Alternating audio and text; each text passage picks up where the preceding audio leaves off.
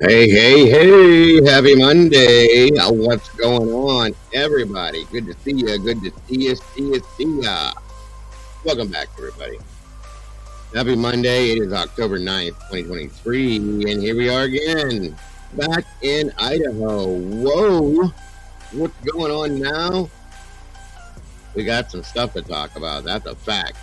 So join me, if you will. Let's talk about it, folks. So excited to be here with you guys today. Appreciate you all so very much, all you beautiful people. Let's get this show on the road. Let's do it.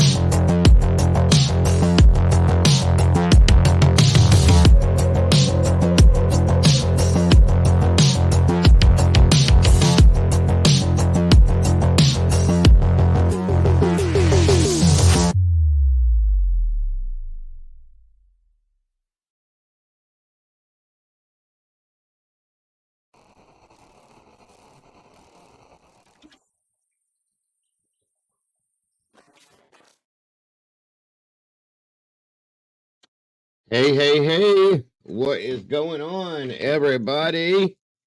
Welcome back. Welcome back. For those of you that I didn't see yesterday, I hope you all had a beautiful weekend, a wonderful weekend with your family, your friends, yourselves. I hope you all relaxed, enjoyed yourselves, your days off, whatever it be. Happy Columbus Day, by the way. It's great to see you guys today. I appreciate you guys so very much for joining us today.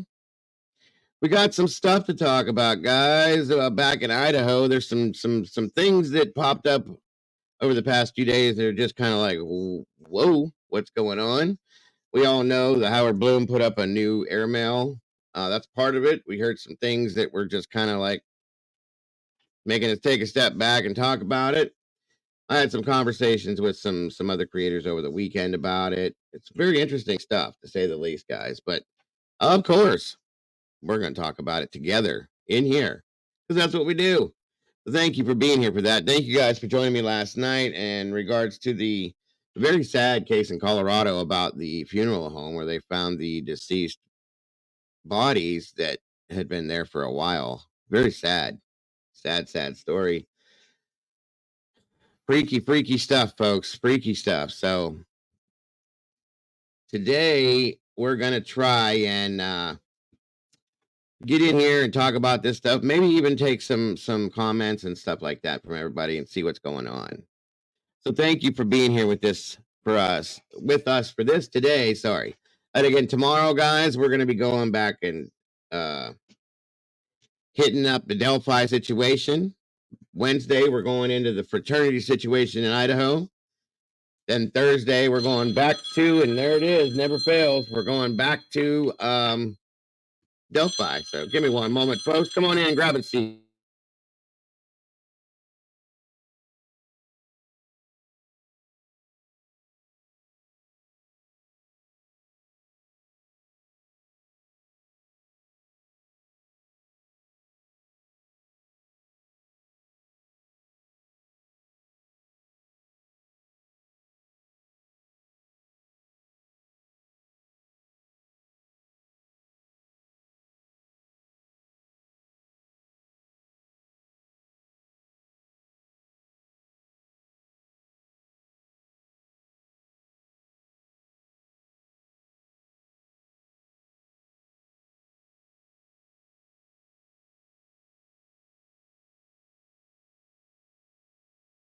All righty then. Sorry about that. Mrs. Dago says, hello, all of you beautiful people, and thank you for your support. She just wanted to make sure that we were having spaghetti for dinner tonight. So we're doing it. The good old stuff. Spaghetti. Salad, the bread, all the fixings that goes with it. So anyway, she said hello and thank you for your support. We appreciate you all so very much. As a family, we do. Very much so, folks. I adore you all and appreciate you all so very much for all of your absolute unjustified or absolute unrelenting support that you give this channel, this community, and this family, folks. We do love you and appreciate you. So let's see, speaking of support, who all is here gracing us with their awesome presence today. It looks like we got the beautiful and awesome Miss Sherry Wisdom Speaks in the house. Welcome back, Miss Sherry. Thank you for joining us today. Miss Carolyn Miller, always a pleasure to see you, my dear. Miss April, Miss Zelda, good to see you. Miss Pebbles, hello, how are you? Social Glow, welcome back, good to see you. SW Firefly in the house, welcome. Kimmy Q, what's going on, my dear? Good to see you. Amethyst Snore, thank you for being here. Miss Kells, how are you, my dear? Good to see you. Striker Force for you, what's going on? Good to see you. Katie Quarters, welcome back. Miss Annie's in the house. Miss Potts, good to see you. I'm so happy to see you today. Jennifer Thompson, welcome back to you. SRB, what's going on, my dear? Good to see you. Thanks for joining us today. Miss Tracy, good to have you back. Good to see you. Let me see. Uh-oh, it looks like Truth and Transparency's in the house. What's going on, Miss Lana? Good to see you. Thank you. You're doing a wonderful today. Have a wonderful weekend. You did, I hope. And I hope you're having a great start to your week. Thank you for joining us, Lana. I appreciate you, my dear. My friend and yours, Mr. Eddie's in the house. One Maiden Nut. What's going on? Good to see you, brother.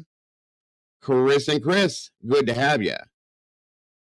Thank you so much for that. Hope you're doing well. Rock your live. Chat soon. Gotta run. Take care, Miss Lana.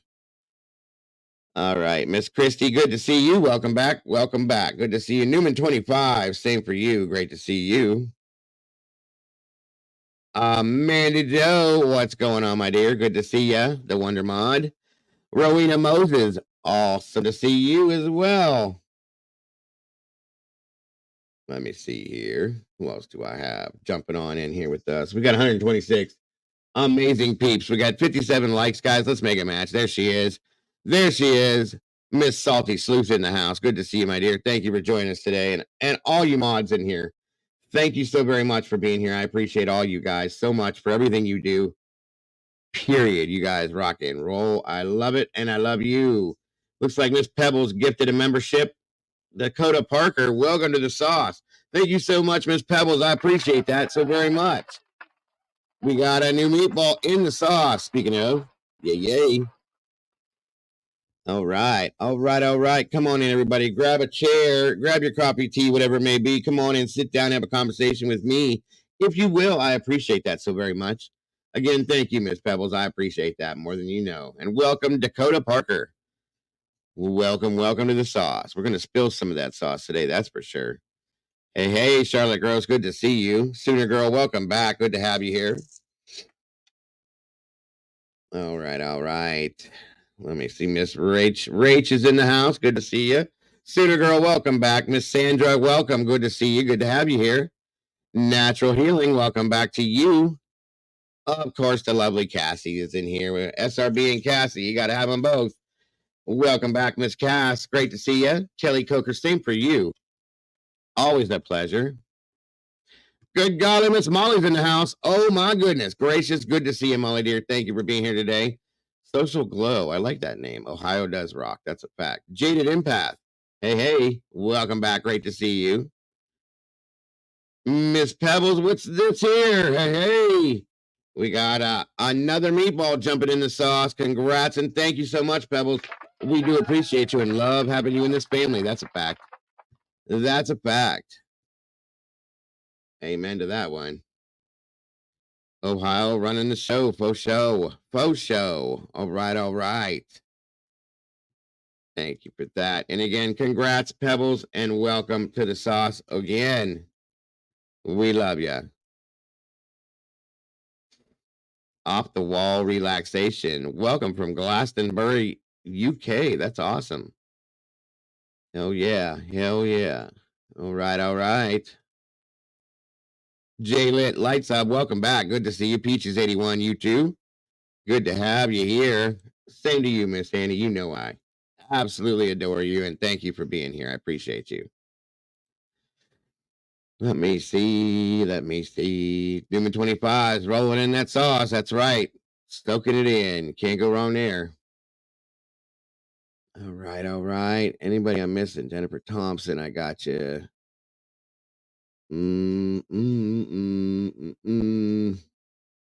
Jessica Santiago, thank you for joining us today, my dear. I appreciate you.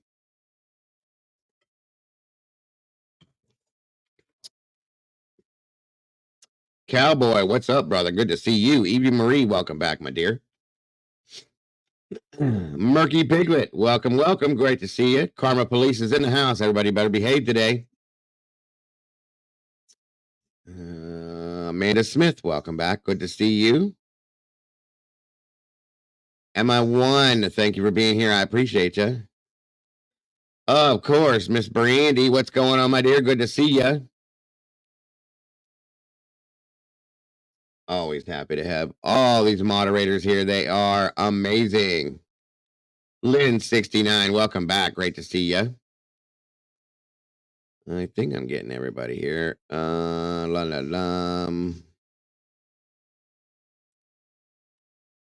Criminality. Thank you for joining us. Good to see you. Again, Dakota Parker's in the house and has become a new member. That is awesome. Irene Clobber, thank you for being here. Tina B, welcome back. Missy D, great to see you. Deborah Thompson. Veronique Begot. Good evening from France. Good evening, Veronique. Good to see you. Thank you for joining us today. I appreciate you. Jazz King's in the house. What's going on? Sandra's in the house. All right. Nat Cat, welcome back. Spook Bait, what's going on? Good to see you in here. Michelle Farrell, good to see you as well. DS, welcome back. Let me see somebody in the bottom down here.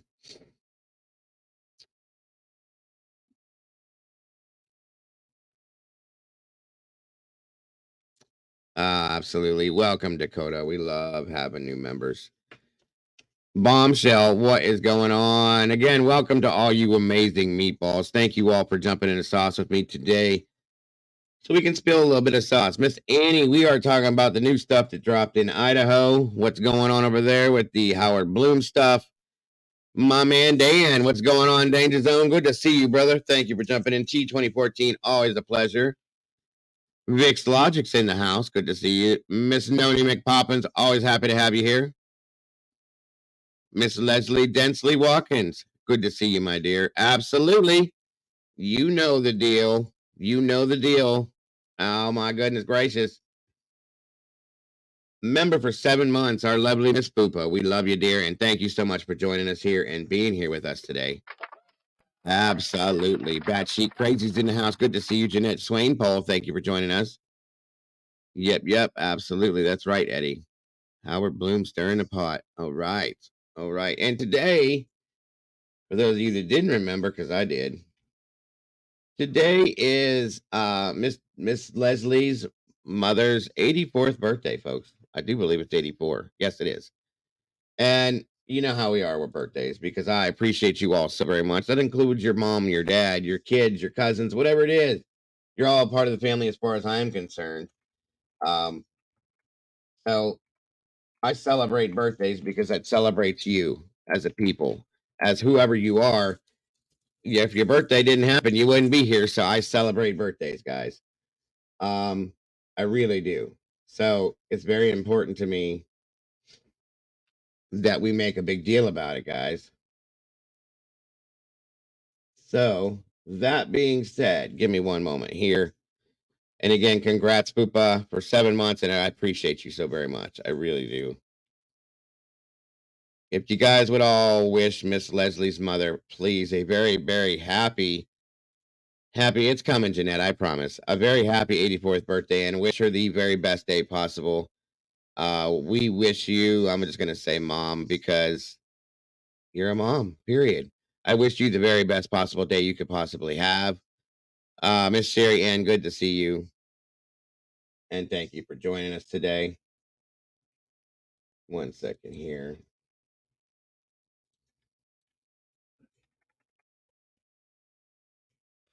All right.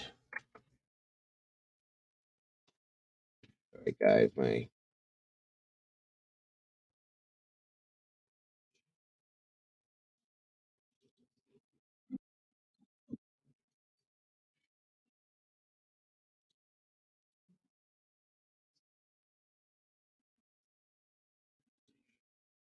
one.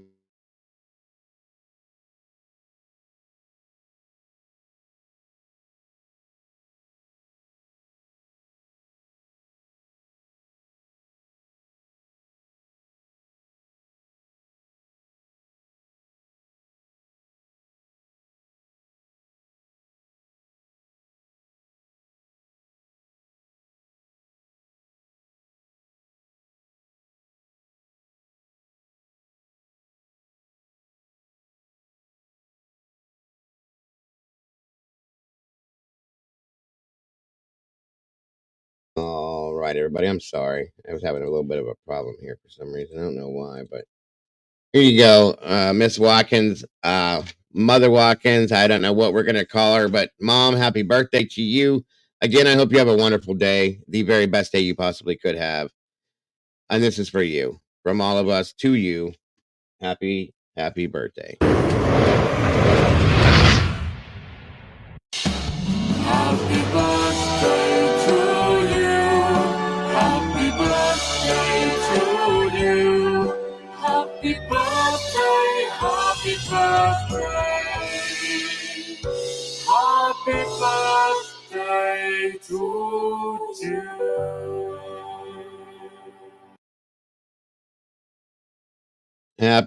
Happy birthday. I hope you have a beautiful day.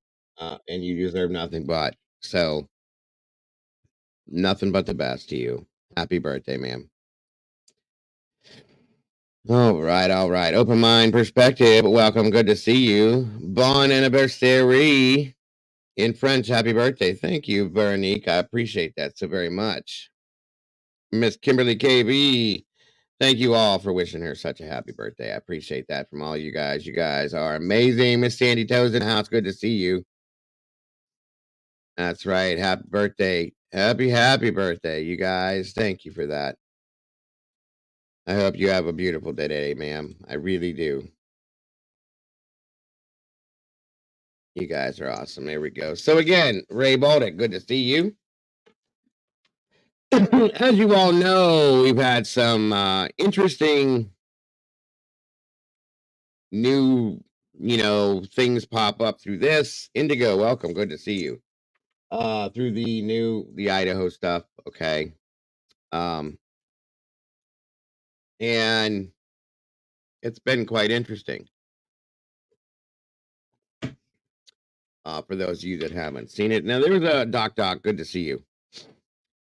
Harsh put out a video the other day, and I was just like, he's pretty much to the point with it, I kind of liked it.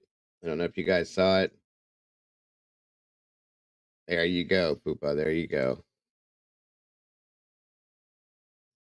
All right, let me see something here, guys. Let me get this up and rolling for you guys.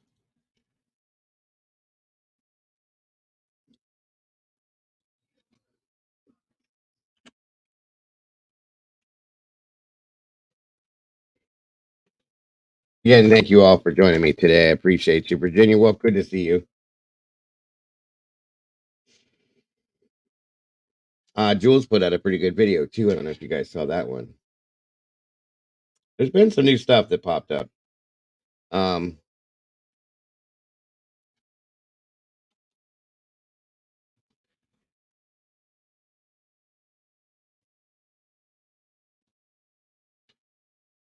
Welcome, Gina. Good to see you, and thank you for that.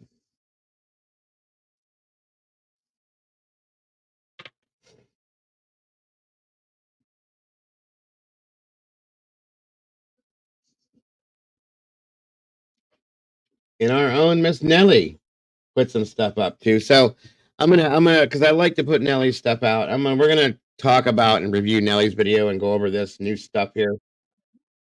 Okay, and then we're gonna talk about it so that you guys we can go back and forth about that as we do. Oh my goodness gracious, I get to do it today. Phantasmic Ethers in the house. Good to see ya. I hope you're doing well, Phantasmic. It's great to see you. Thank you for joining us today. Jody Walters, you as well. All you guys, thank you so much for joining us. Matt Emlo, what's going on? So again, our awesome Nelly B, she supports us, so we support her. Absolute. We're gonna check this out. Let you guys see this. Gives you a little insight into what we're talking about today. And again, like I said, that's how we say hello to Phantasmic. Again, thank you very much. Miss Wisdom, thank you for that, my dear. Again, guys, this channel is 100% crowdfunded. And that means you guys support us to keep us out here, guys. Left, right, up, and down. It's not something mandatory, but it is 100% appreciated. So anybody that would like to donate to support the channel, to keep the bills paid, internet, StreamYard, all of the good stuff that goes along with it, it is so very much appreciated. There are the links for Venmo, PayPal, and Cash App. And I thank you all so very much for that. Chemistry Queen, how are you? It comes from Howard Bloom, is where the article comes from. Okay. He's put out quite a few of them. I think this is number 6. So it's a whole series of them. Thank you again for that, Miss Sherry. All right. This shouldn't be a problem, but just in case, we'll put this up. We're going to start off with this, and we will get to rolling. Absolutely, Miss Leslie. You know that. You know how we do it here. Oh, you didn't have to do that, but thank you so very much, Miss Leslie. I appreciate you. $1.99 super sticker. That's awesome. Miss Sherry K. And do I, Diego, do I have a high-pitched Muppet voice? If you do, can you try it? I have this one. Hey, hey, hey. Can you hear me? Yep. I got that one there.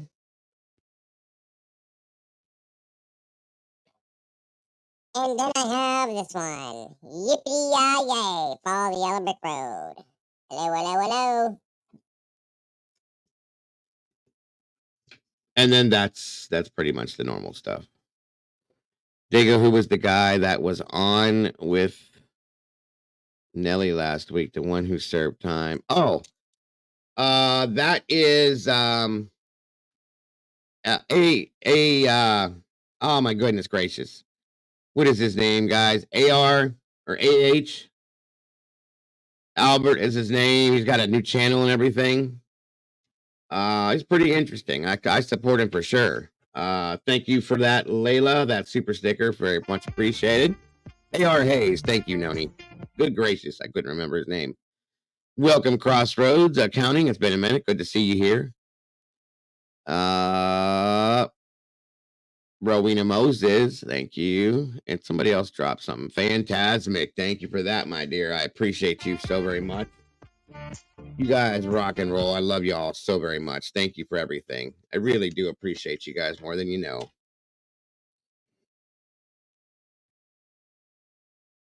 Yep. AR Hayes, the man. I'm supporting him left and right, guys. If you haven't checked him out, you got to. You got to go check him out. Rock Chalk, what's going on? Good to see you.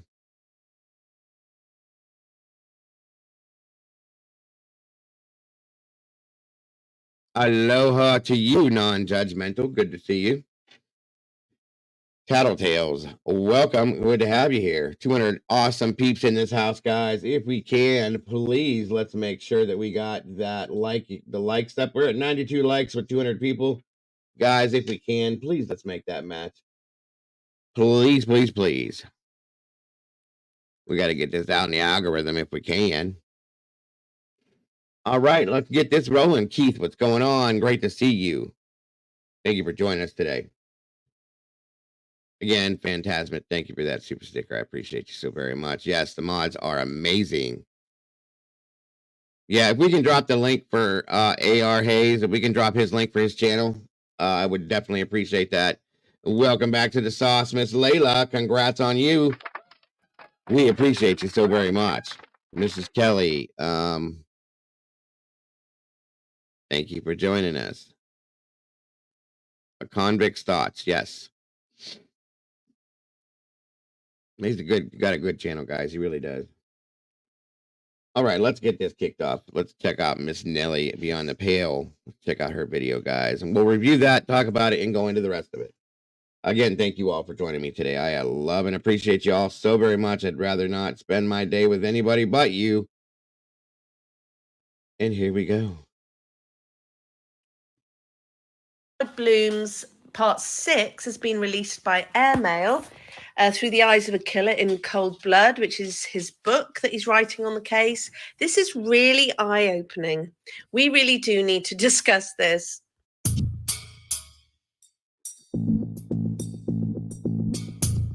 Thank you, Phantasmic. There's a link for AR's.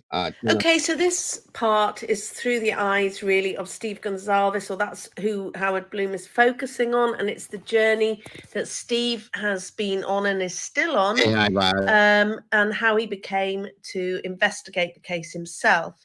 It starts off sort of talking about Kaylee and her interest in true crime and how she's sort of contacted police about the lady she saw in Walmart. And he'd remembered that and thought, you know what, I'm going to do what Kaylee did. I'm going to become my own detective in her story. I've got to do something. So that's how he discovered Chronicles of Olivia and sat down with Christy and Olivia, and conducted, they sat and talked about the case and the family. And then from there, the article goes on to tell us about what Steve has discovered, who's been talking, and fake news that he's been fed.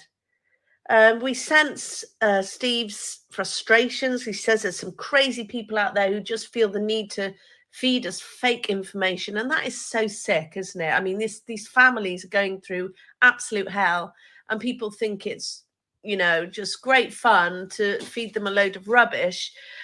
Or are they people who are trying to sort of steer them away or towards a particular narrative? There is that angle to look at too. Now, before we look at what Steve has discovered, he does talk about Jack DeCur, and that how he didn't just accept that he was innocent straight away, and that he'd made him, you know, lift up his shirt and roll up his sleeves, and felt that after a little while he felt he could trust him again. I suppose everybody's going to be a suspect, aren't they? You're automatically going to think it's the boyfriend or somebody close to the victims.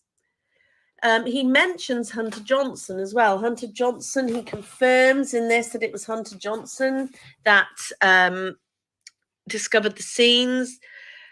He asked Hunter Johnson to tell him what he saw. He describes how Hunter had told him very matter-of-factly what he'd seen, and at the end of it, both men burst into tears. That's really sad to read.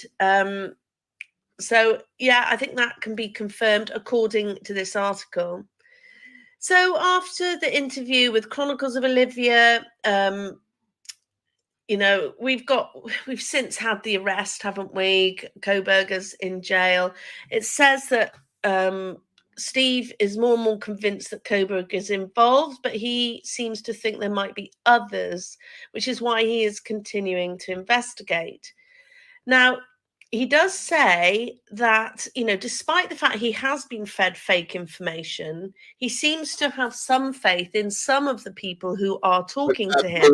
He goes on to say there's an FBI agent in the St. Louis office who has given Steve his own personal email address so that it's not found out that the FBI are leaking things to Steve. So, you know, I think Steve's being very trusting. This is either completely legit and, you know, these people are feeding Steve things because they feel sorry for him and they think perhaps as the father, he has the right. And you know, I've said this many a time, folks, as we're going through this. It's really sad that this man should have to do this himself anyway. Okay. I've always felt that. That's why, you know, a lot of us have gotten involved in this because it bothers us that this isn't just a cut and dry case. It always has. So, you know, it's sad in my opinion. Thank you, J Rod. Appreciate you, bro. That he has to take that he doesn't even have the time to grieve. He never has, in my opinion. From the beginning, he was head first into this, finding out who and what's going on. I don't think the man had the ability to properly grieve for this. You know, this is horrible. No, he went straight first into this to figure it out. You know, their whole family, guys. And it's beyond sad, you know, and I feel so bad for them because of that. Not only that, but they're lost. Their loss is horrible. It's beyond horrible. Okay. And if I'm not saying the police didn't do their job. Okay, don't take me the wrong way. Samira, welcome. I think there were definitely some mistakes made with law enforcement. 100%. I think we can all agree on that. Okay. And I think that I don't know why those mistakes were made. I can't tell you why, but as any parent should do or would do, you know, they want to know the truth. And we can't say a word about that because we all would, you know, we want to know it now. We're not even the parents. As I said, we all kind of feel like this because a lot of us are parents and we feel like, you know, a connection in that sense.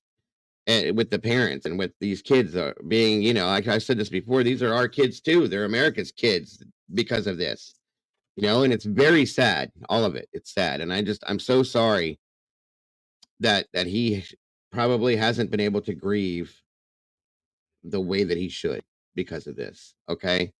Now that's just my opinion. I'm not saying that he didn't. I don't know, but it seems as though he probably didn't have the ability to do it the way that a lot of other people would. Maybe that is his way. Who knows? But I respect him and appreciate how he's done all this.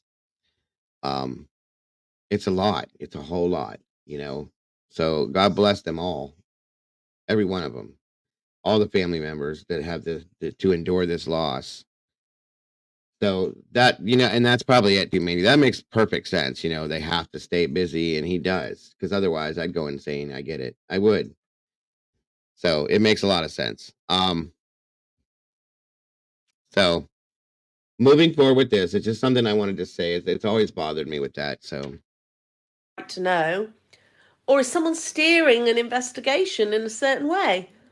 I mean, we have had this article telling us, that Steve has been disappointed with fakes and falsities that have been fed him, but he's got this FBI agent and a couple of other law enforcements allegedly who are drip feeding him information. Now, it says here as well that members of the grand jury, this I find absolutely staggering, have been talking. So basically, it's somebody has been talking to members of the grand jury who have been opening their mouths, and that person has then gone back to Steve and told him what they've said. I just can't believe that this is going on. Now, according to this, if this is to be believed, Koberger had purchased a dark blue Dickies long-sleeved work uniform at the Walmart in Pullman, Washington, not long before the murders. So Steve has learned that the authorities had a copy of the receipt. Now, we knew they had a Dickies receipt. I don't think we knew what it was for, though, but they can't find the work outfit. Now, if this is true, that does ring alarm bells for me. If the outfit was still there and had no DNA on it or anything, I would think, well, he used it for something, or, it's still there. He's not hiding anything. But if he's got a receipt for this, where's the outfit? But also, I question, why would he keep the receipt? Is he really this stupid? Maybe we are looking at a criminal who is this dumb. Are we? So, quick recap, he drives his car around and around town. He's obviously got his new Dickies work suit on for the occasion. He's brought his cell phone. I'm not sure who he's going to phone. If he's been stalking them, he doesn't need Google Maps on his phone. And apparently they've got a receipt for a K-bar knife that he purchased months before the murders too. But if they've got a receipt for the knife, why are they still wanting to know what his clicks on Amazon are? Why do they need more receipts? Don't they need the weapon? I don't get that. I don't quite understand it.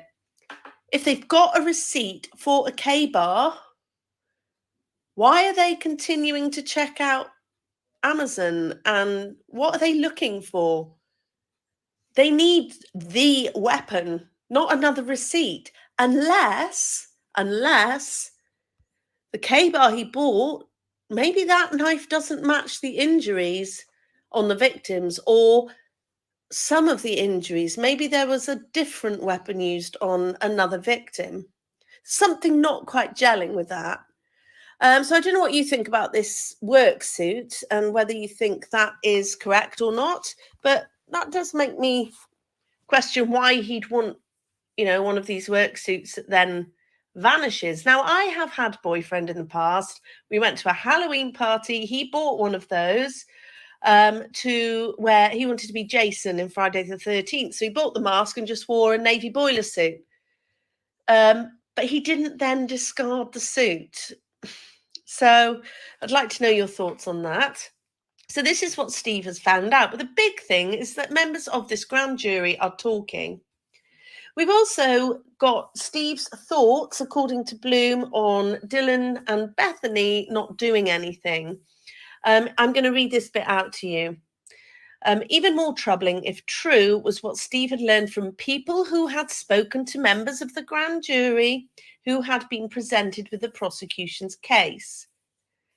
It centered on the alleged behavior of the two roommates who had miraculously survived the night unscathed. How, he wondered, could they have slept blissfully unaware through the savage pre-dawn stabbing murders of 4. Now, something I do want to say real quick in regards to this Dickies suit outfit, so on and so forth. Jules did bring up a good point with her video about it being a long sleeve Dickie shirt. From what I understand, a lot of these local police forces wear Dickies as their uniform shirt. So think about it, like, maybe he was anticipating being hired in at one of these places for whatever he was going to do. It's very possible. Okay. I'm just saying it's just a theory. Okay. Just a thought. We don't know for a fact yet what it is that was bought, why it was bought, what it was for. Okay. Just saying. 4 people in a narrow house with paper-thin walls. So he then describes what Dylan says in the affidavit. And then it says, yet Steve had been told that the 2 survivors allegedly had not only been awake while the killings had taken place, but that they had heard everything. More astonishingly, his grand jury sources alleged that the 2 girls had been texting one another as the murderer methodically went from one room to the next. So we have grand jury sources now. Okay. So there again, now we're hearing that, and we've heard that, we got the grand jury talking. Okay, like what's up, guys? None of this stuff should be happening in these senses. Again, these are the things that have been, we've been throwing around for different reasons. That's a good point there, Firefly. It's a good point. We'll figure it out and we'll see it. What's up, Rusty? Everybody that's just now jumping in, good to see you. Thank you for joining us. Very much. Adilax, good to see you as well. So we'll see. We'll see what comes from it. Thank you, Firefly.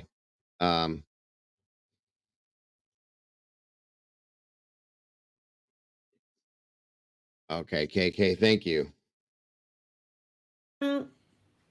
Now, this says, all of this flaws Steve. He doesn't understand how they're texting each other, and then they still wait 8 hours before calling 911. He then says that he realised that the government must have a protected source, an informant who could provide testimony that would tighten the screws that held together the case against Kohberger. Steve was determined to talk to them. He did not want to wait for the trial to get the knowledge he needed. He needed relief now.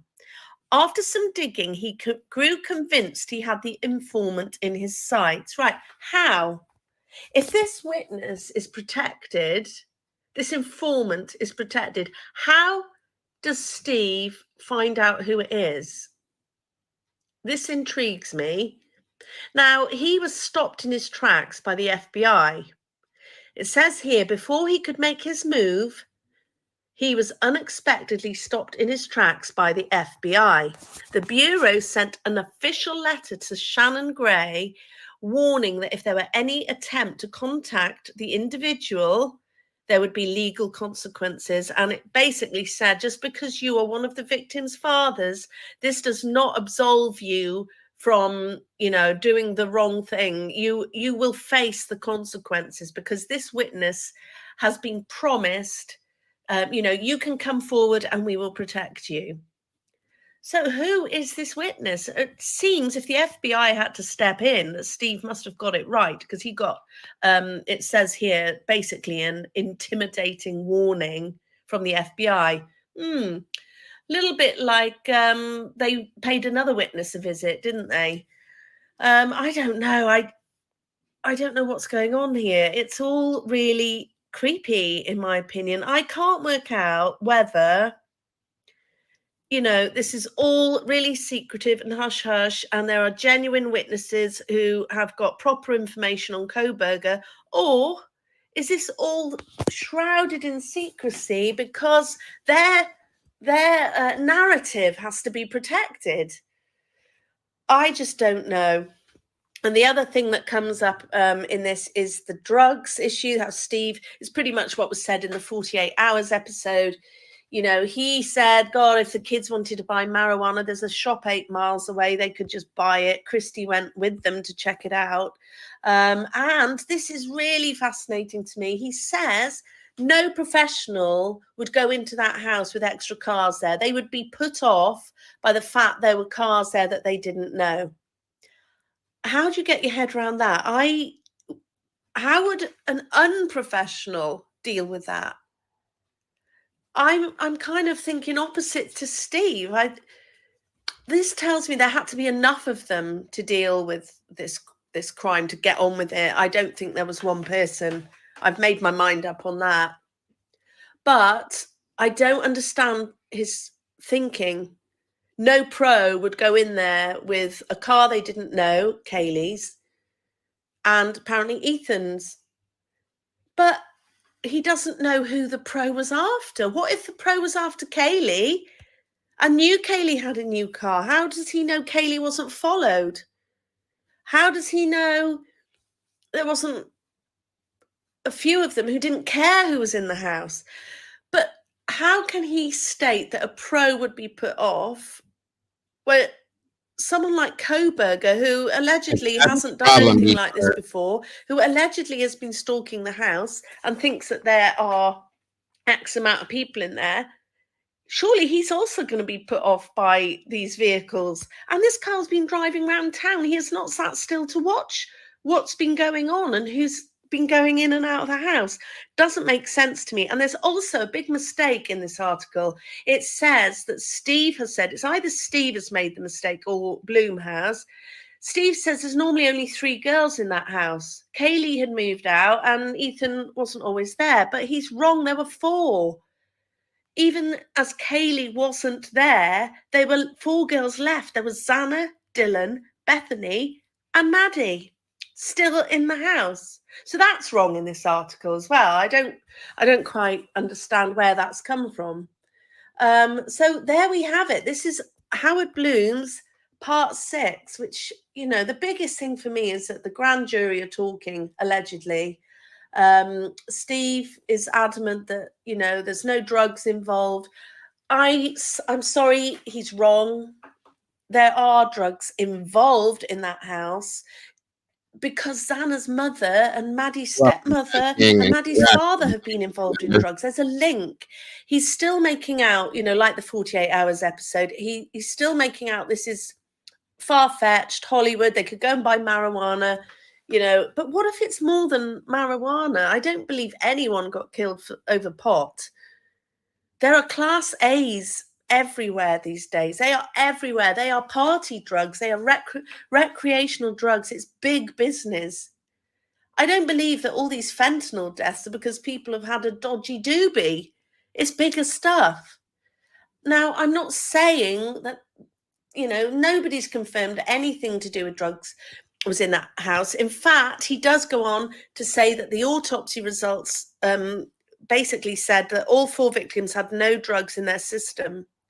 But it does not mean there was not a link to drugs in that house. Were Dylan and Bethany tested for drugs? And also, because you're a dealer. And, you know, that's something that I said early on. I want to clarify that. The drug situation being brought up, okay, the rugs, I should say, has been brought up from the very beginning. And it's not to say that they were using these rugs, okay, or taking these vitamins per se.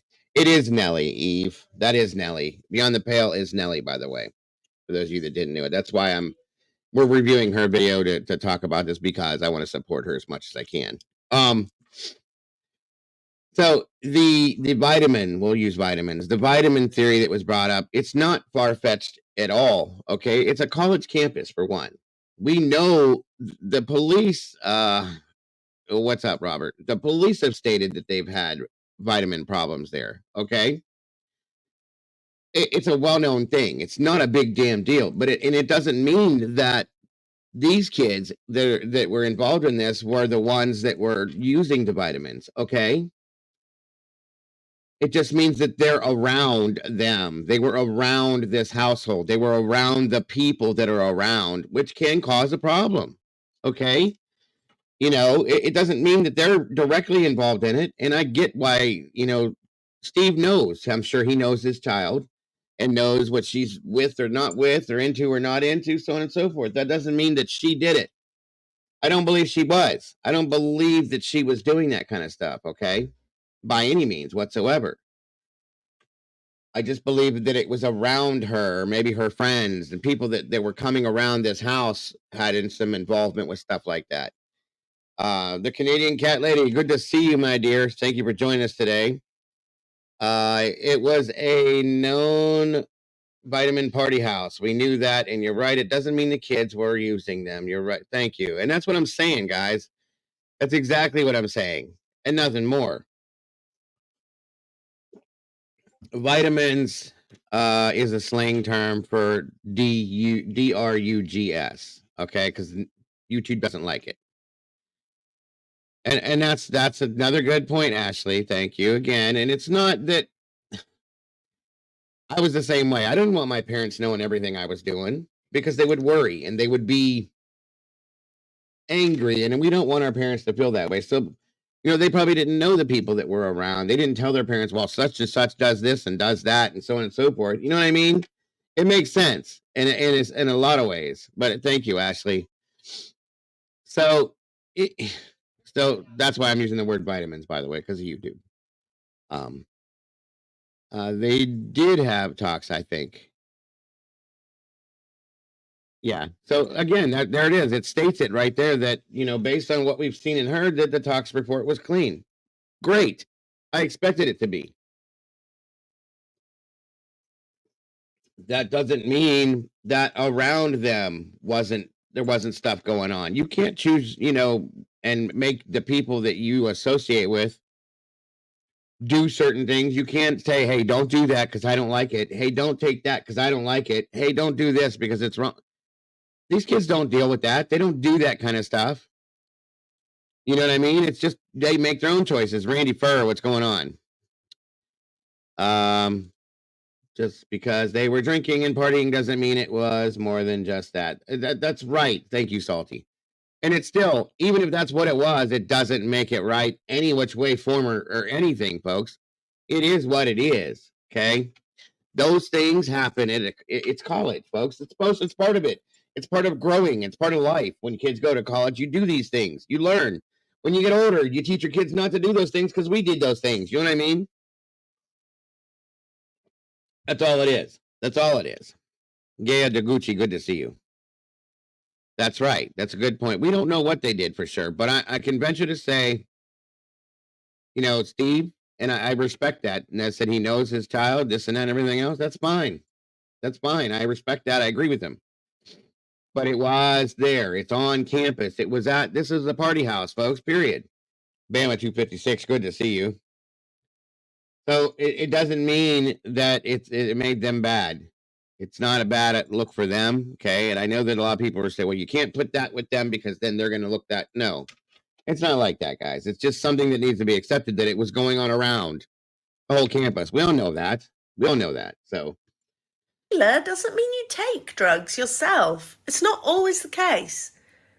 It might have absolutely nothing to do with drugs, but I don't think you can make a sweeping statement like that.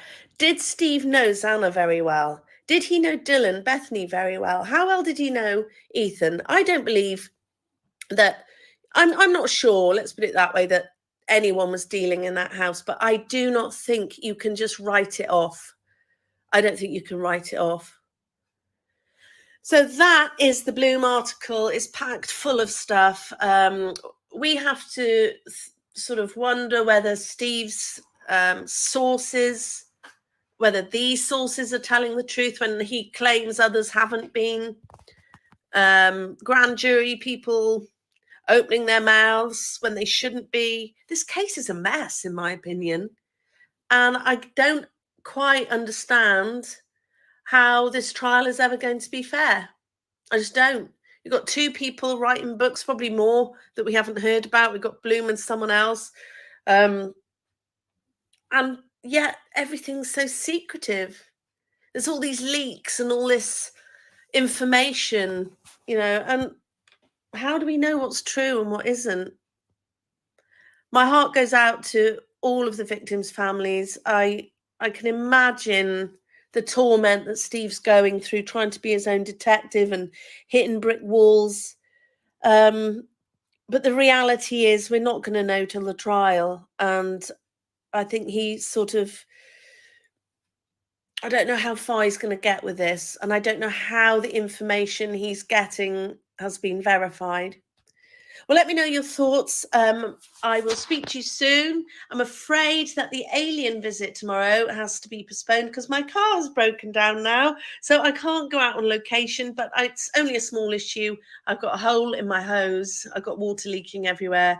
But I'm hoping it'll be fixed by next weekend. So we'll do an alien location spooky Sunday next week. I would love to know your thoughts on this article. Thank you so much for watching, and I will speak to you soon. Bye.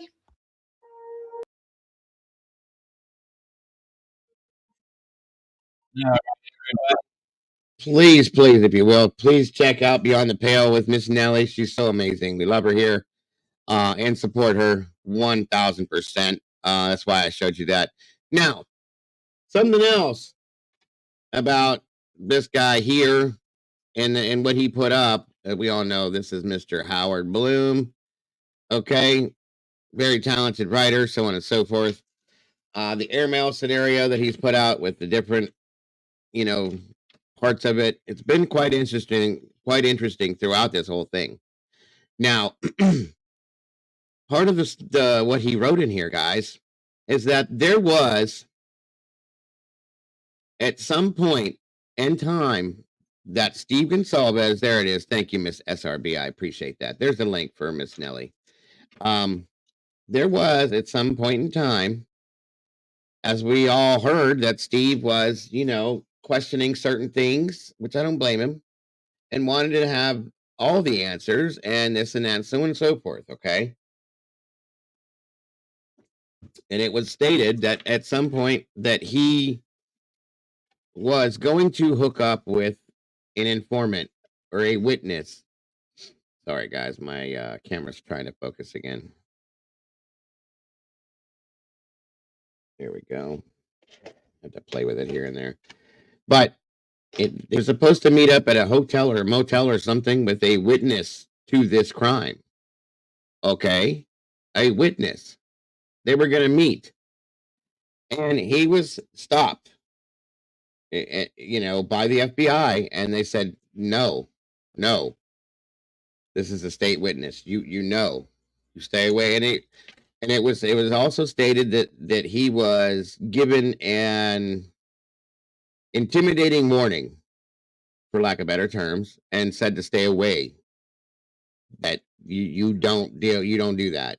That's what the FBI told him, and you need to stay away from this person, or you're going to have problems. Basically, in a nutshell. And I was just like, that was interesting to me, very interesting. Okay. Well, and it made me wonder and this is allegedly, we'll say that because that's what this gentleman had said. So we'll just make sure we throw that's very allegedly, okay, with any of this stuff, just because we're not there ourselves. And I'll do that just to be fair and be safe. But yes, allegedly this was supposed to happen, a meeting between Steve Gonsalves and this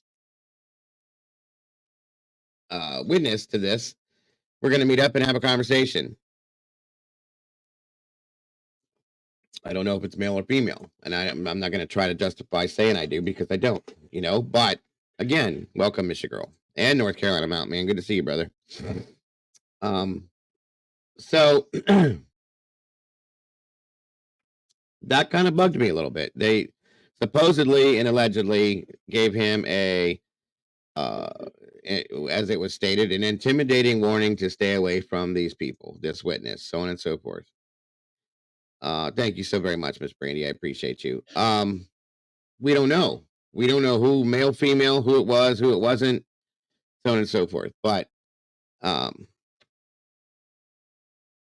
which it makes sense if you think about when they asked him if he believed that it was BK and he did it by himself, and he said, no, I'm open to believing that there could be others involved. Maybe that's what that conversation was going to be about. We don't know. I'd like to know. I'm sure a lot of us would, but we don't. So we have that. We obviously have, again, what we talked about here a few minutes, what they were talking about a few minutes ago, where they said that the Dylan and Bethany were talking back and forth the whole time. Okay. During the commission of the crime. Wow. So if that's the case, why didn't you do this? Why didn't you make a phone call? We know they heard everything. We've been saying this for a while, but we know they heard everything. So why is that statement in the PCA? I'd like to know. Okay. I'd really like to know. It kind of bugs me. It really does. I'm trying to show you guys here for those of you that may not have seen this. Where's it at here?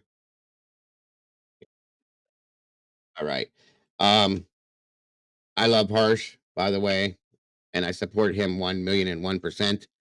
Everything he puts out, I've always supported him. I've always watched him, everything. So, if for anybody that may not, I'm sorry. I do want to go over a video he put out, and I want to. It goes along the lines with what we're talking about, but I want you to see it in a different, like his way, okay? And how he says it, because it was the way I took it when I heard this. I was just like, that is interesting because he puts it out there the same way I'm telling you, okay? I think he's amazing. I think he's awesome. If you guys haven't ever checked him out, if you haven't subscribed, which I really find it hard to believe, please do and show this man some serious love and respect. He deserves it. I really, really, I'm telling you, he really does deserve it. So, I hope you're all well on this stupendous Saturday. It's still Saturday. It's still Saturday, and this is video 2 of 2. And this is a big one. This is a big one because you deserve it, because you're amazing. You look amazing, you are amazing. And for anybody they're all facts. who criticizes me, this channel, for telling people that they look amazing, you, and I mean this from the absolute bottom of my heart, you can go fuck yourself. But anyway, let's get straight into the meat and potatoes, as we're going to be talking about Harold Bloom, Eyes of a Killer Part 7. Now, some of you, I will have just said that, and you'll know exactly what I'm talking about. You'll possibly know exactly what I'm going to talk about, because you'll have likely seen it. You'll have likely read it. Some of you won't know what the hell I'm talking about. And for you people, or even the people who are familiar with Harold Bloom's writings and the Eyes of a Killer series, let's just say, if you haven't got quite up to part 7, this last part, prepare to have your socks blown off too, because Steve Gonsalves drops absolute bombs, and it does leave some huge questions. Now, I can't go, I could, but this video would be over an hour long, and I don't think on a Saturday you guys would want to do that right now. Just listen to me. So I'm going to give you a brief overview of it, and just and let me know down below exactly what you think, whether your feelings have changed, what you think about this information that you're about to be given. And we start by the fact that, look, Steve Gonsalves, we know he's been very vocal. He's a father at the end of the day who has lost a child. There is no rule book for how you grieve, and I have said countless times that the way in which he has conducted himself, I feel, is far better than the way that I would have, because I would have turned Idaho upside down. And I don't mean that like the Fresh Prince of Bel-Air. I literally mean I would have turned that entire place upside down to get answers. And there isn't anybody who would be able to stop me. I promise you that. And if I was stopped, there's an army behind me, and they wouldn't. So, you know, Steve, kudos to Steve in the way that he has behaved. But I know he's ruffled some feathers. He's upset some people. And he has got increasingly frustrated as time has progressed. And you can understand that fully. But look, so what has he said? It goes on to talk about multiple things. But the things that stuck out to me are these things. So first of all, you know, Jack DeCure. So Jack DeCure, He was given apparently a lie detector test. He was given a physical examination, he was given a lie detector test, and he passed with flying colours. But Steve was not convinced. Now, Jack DeCurr would go over to Steve Gonsalves to pay his condolences, and then it would be at that time that Steve Gonsalves would then haul this Jack over the coals himself. He would pull him apart. He would indeed get him to show him his body, to strip down and let him look to see whether he could find any injuries on him. He would grill him, he would ask him questions, and finally he would conclude that Jack was not involved, and they would embrace. They would be very upset together, sharing that moment. He would go on to question Hunter, who had been the person who had been called over to the property, and he would be the person who would find Ethan. Again, he would question him, very much like Jack, I guess, but he wanted to know exactly what he had seen, what he had found when he entered that property. And don't worry, we're going to get to the other surviving members of this household, because that shit's going to blow your mind as well.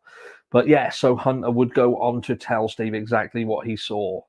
He would not embellish it. He would just tell him exactly what he saw, how he saw it, how they found it. And again, at the end of this communication between these two males, it would end up in quite an upset and distraught sort of situation, as they are obviously put through that. Hunter obviously having to relive it, and Steve being given sort of some imagery in his mind to process, if you like, because at the end of the day, this is his little girl and her friend, who he was very familiar with too.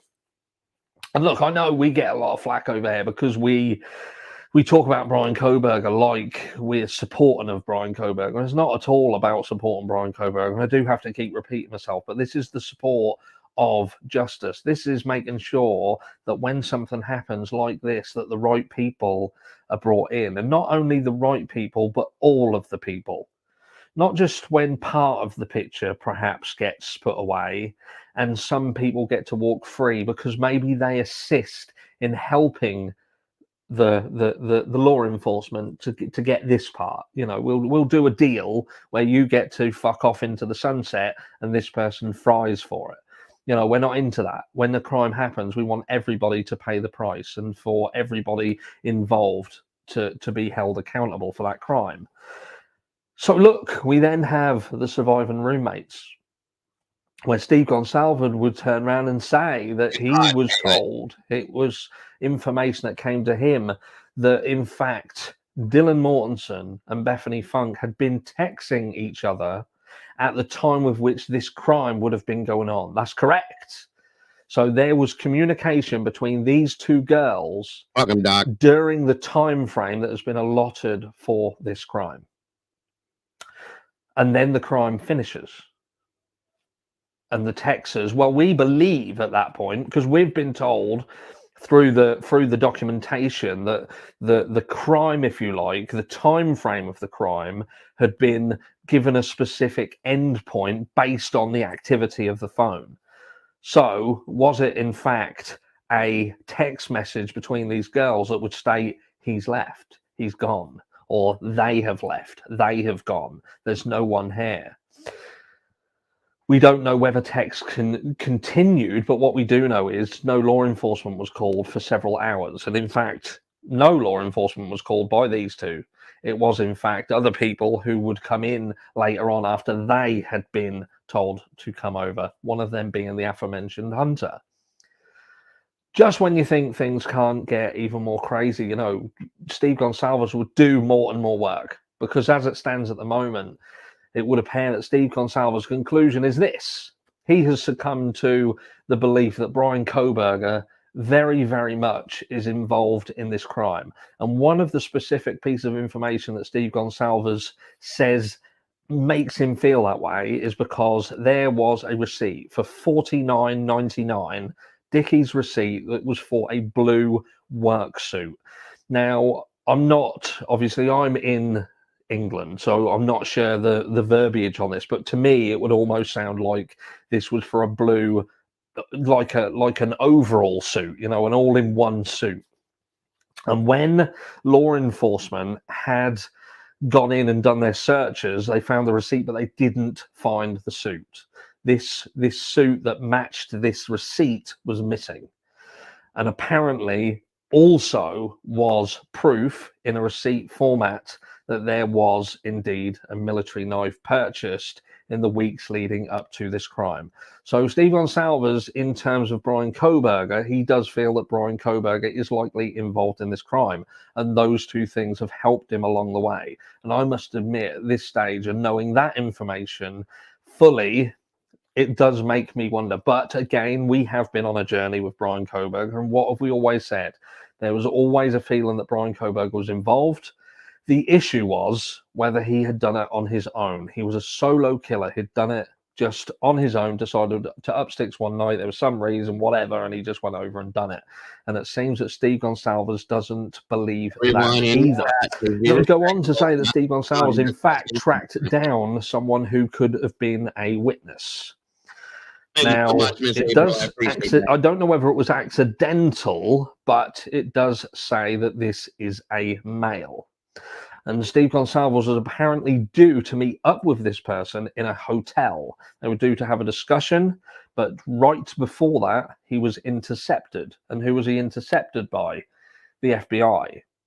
The FBI, who would go on to threaten Steve Gonsalves with some force, and would say it doesn't even matter if he is indeed a father of one of these victims. If he is to attempt to approach this person anymore, ever again, at all, because this is considered a state witness, then Steve Gonsalves would indeed feel the full force of the law as a repercussion to that. So look, there is a lot going on. There was a lot being said. I mean, some of you had reached out to me, referenced this Howard Bloom situation. I was going to wait. I was going to do a longer video into it. But look, there was so much.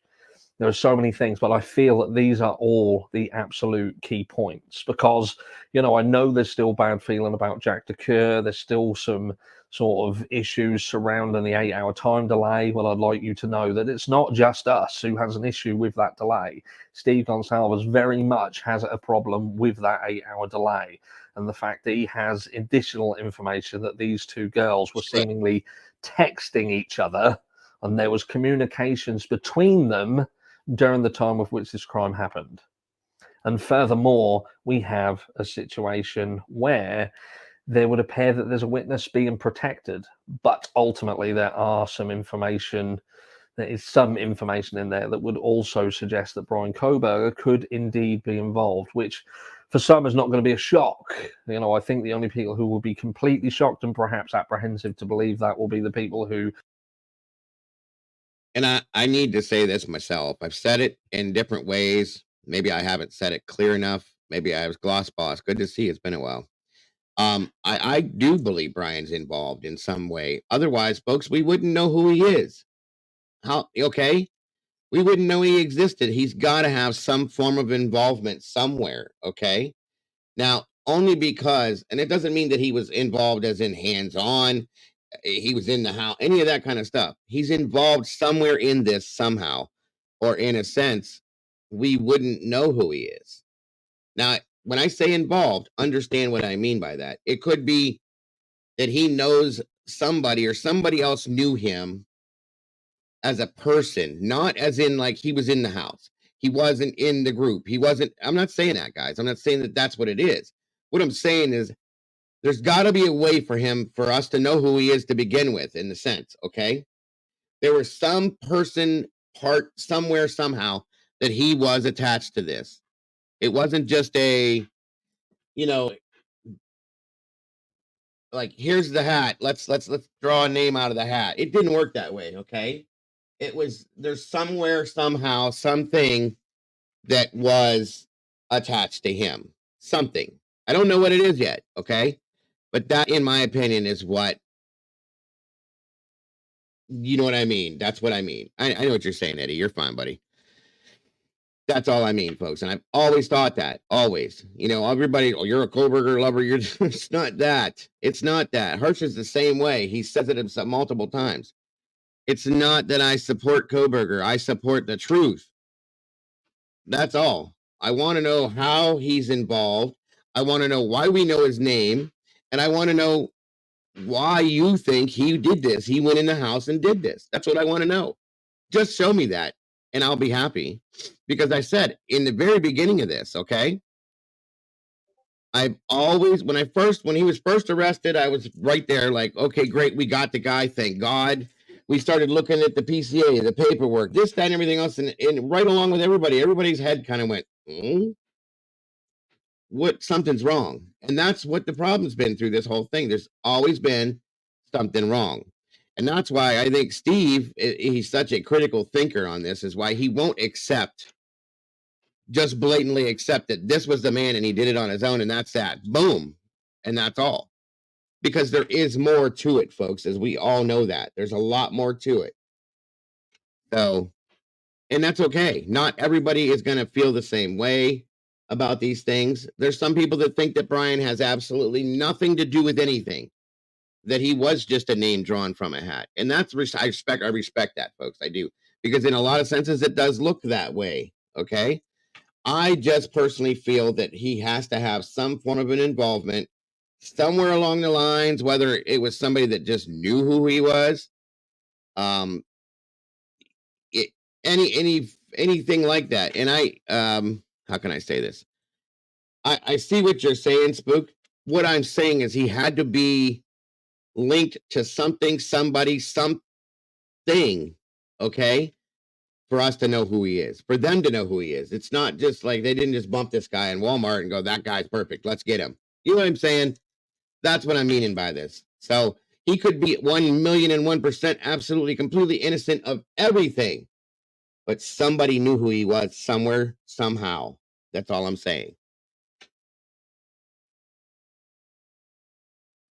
Completely do have Brian Koberger 100% innocent of this. And I would say that, you know, even though people can have that, you know, that thought process, and I have at times believed, but when I've seen some of the lunacy of how it's been handled by the courts, I have sort of stepped back and think, could this guy genuinely be a patsy for something? But we have also very much been strongly believing the fact that Brian Koberger was likely part of a bigger picture. He was part of, you know, one or two or three, whoever knows. And maybe, just maybe, when we heard that Brian Koberger said, had anybody else been arrested, that was in fact accurate and that question was genuine. Let me know down below. If you have any questions whatsoever, hit me up down below and I'll be happy to answer them. But for now, that's it. That's Saturday, and I hope you're all having a fantastic weekend. And I will catch you all in the next one. And thank you again, Harsh, my brother. Appreciate everything he does. Always, Bonnie Bailey, welcome. Candy girl, good to see you, my dear. Thank you for joining us. Moonlit Baby's in the house. All right, all right. All right, all right. Good to see you guys that are jumping in here. And there it is, folks. There are those two variations of what has been going on. It really caught my attention. I think I even spoke to Jules over this, over the Cat K. Good to see you over the weekend about this whole thing with the witness that Steve was going to meet. We were both floored, like, wow, okay, why have we? Well, I mean, obviously, I know why we haven't heard of it. CL, good to see you. It's interesting though, very interesting. Okay, so there we are with that, folks. There's a lot to this that, how can I put this? There's a lot to this that has all made us question a lot of things. Okay, this here is why, you know, and these are things that we've all been kind of calling out and saying that we think is part of what's been going on, but now it's finally coming to light. So let me see here, guys. I'm just trying to catch up with the chat to make sure everything is good. 1 second here. 1 second here.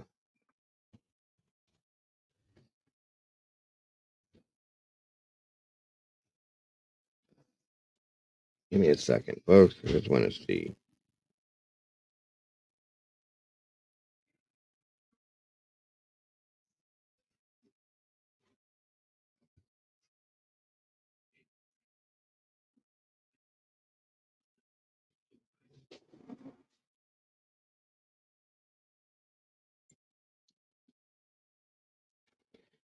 Right.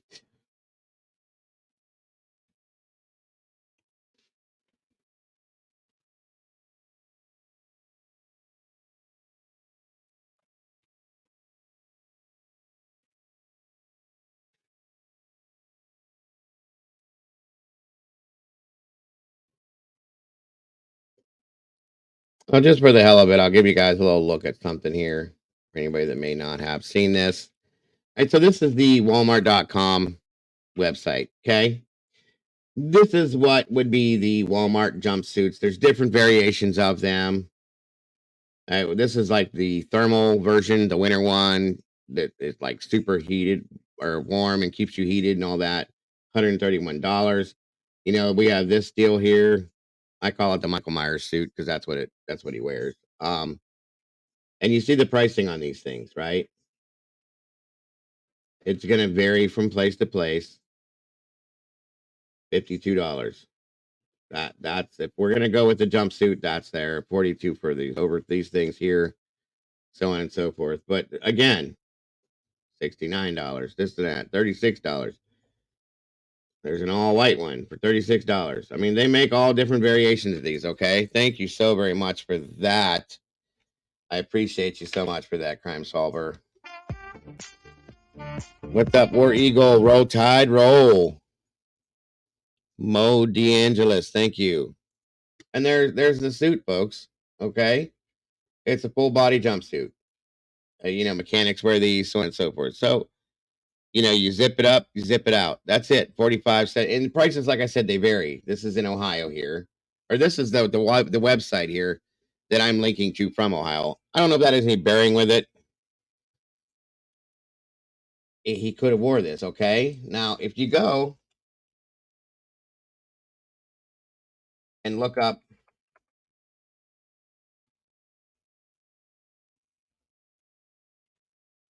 and this is just to give everybody an idea of what people keep talking about with this.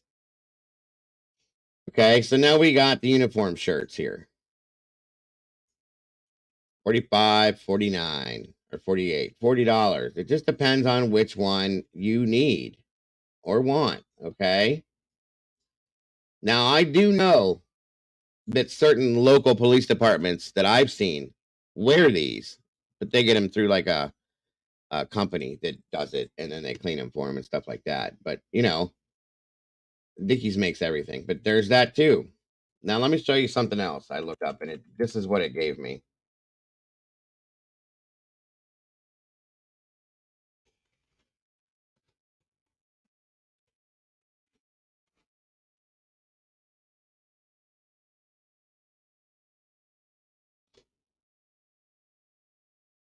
Okay. If you type that in and go look it up, it gives you the same variation of stuff. Now, Dickies also makes, and it's through a different, if you go to the Dickies website and look it up, there are police uniforms. They're just shirts and they're made, they have buttons on the front, but there's a zipper. Okay. And it's because a lot of these officers will wear their vest underneath and they zip it over because the buttons will pop. Okay. And it zips up. It's a little bit looser, so on and so forth. That you can't find on the Walmart site. So I'm going to mention to say it's not one of those if that's what it was, but we're saying, and they're saying that it's a jumpsuit. So that's what I'm going to go with in my sense. What's up, Doodlebug, John Boy? Good to see you. So I'm just giving you guys a little insight into that, okay? As to what that was, just so everybody knows. We get vision in, you know, somebody says something and we'll get it in our head as to what it looks like. I just wanted to show you guys. So the coveralls, the jumpsuit, the whatever you want to call it, it comes up under jumpsuits when you type it in. So either way. And that's true in a sense, Spook. I can agree with you with a lot of different variations of things with that. So let me see, making sure. The t-shirts say police, and yeah, a lot of them do. There's just regular button-down shirts that are worn, like the ones that I just showed you. Then there's the zip deal, and you can go to the Dickies website and get all that stuff. But the receipt they're talking about came from Walmart, so it's not from the Dickies website. Miss Lady Speedwell's in the house. It's so great to see you. Thanks for joining us. So All right, now at this point, yes, I agree. Social, I absolutely do. Harsh, I love him to death. He's a great dude, amazing. I respect him very much. So I've learned from him. Crazy P, good to see you. It's okay. 418 awesome peeps in here, guys. Thank you so much.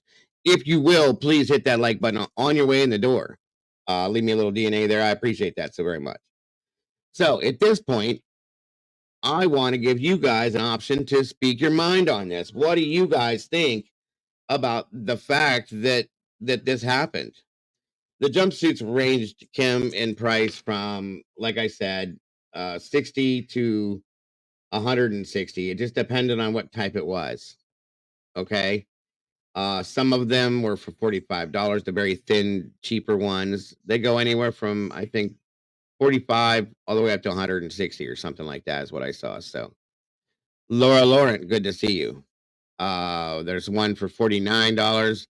There was one for that matches right up with that price, but prices are a little bit different depending on where you buy them at. Okay. Obviously, he walked into a store and bought it because he had a receipt for it that way. You would get different receipts if you ordered it. So anybody, I would love to hear from any of you guys. I want to know. Um,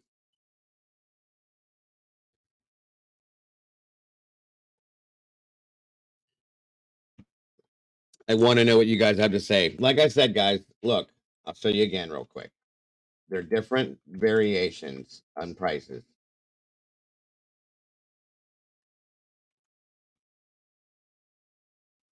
Here.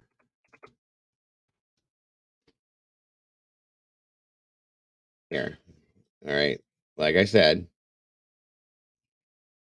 there they are. Like I said, there's one for 60. There's one for 40 right there.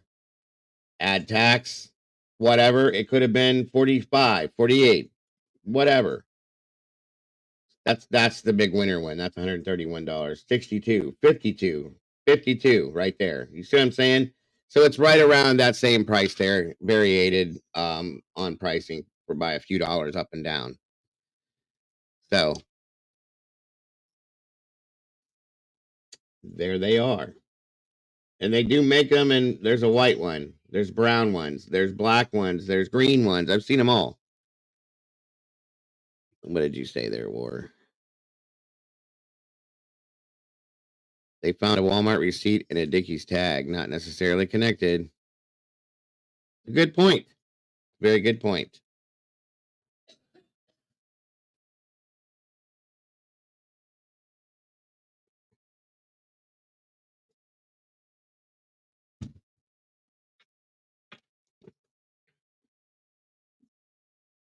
That's a good point too. Welcome, GM. Good to see you.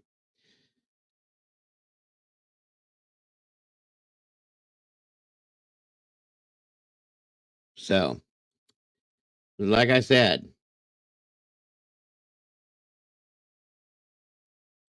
I'm going to drop the link here.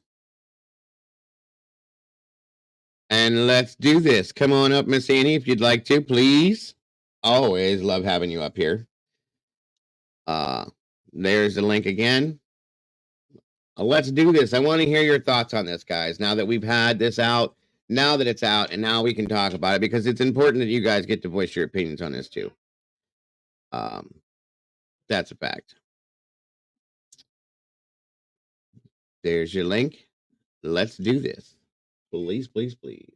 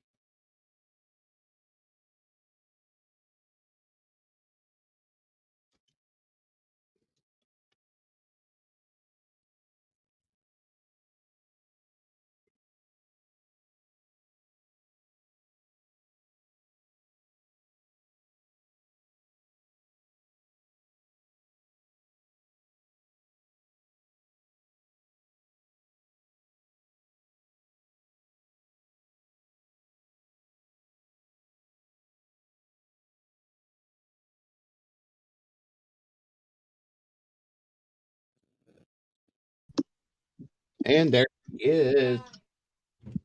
Thank you. Hello. Hello, hello. Can you hear me? Hi, can you hear me okay? I absolutely can. How you doing? Hello, chat. Hello, everybody. I am wonderful. How are you? Yeah, doing good, doing good. Finally got a day off. That's awesome. I'm glad to hear that. And of course, we've missed you because it's been a little while. Yes, I know. I've missed you too. I haven't spoken to you in a couple of weeks. Yes, it's been a while. Thank the Lord. You were away from here while all that crazy crap started going around. So I'm glad that you missed out on all Yeah, that. I did. I sure did. I don't even know. I still don't know what went on, and I kind of don't. Quite all right. So But I'm yeah, glad you're here now. what do you? I got to tell you, I'm probably on the opposite side of most people when it comes to some of the things that we've learned, right? So I understand it's just Howard Bloom, right? A lot Yeah. of people are thinking it's just like rumors and whatnot. I'll be honest with you. I don't think it is, right? I think Howard Bloom has a lot of information that's actually quite relevant.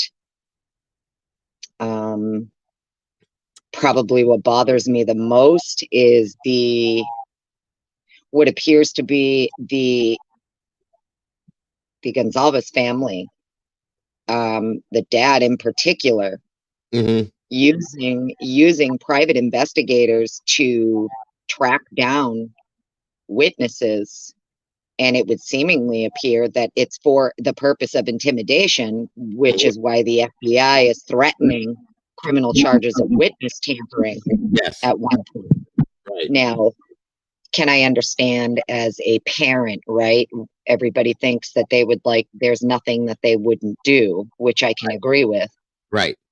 To a certain extent, because at some point you have to realize that it's not just your child that was involved in something like this. There are other victims, and you are jeopardizing the case, Right. in my opinion.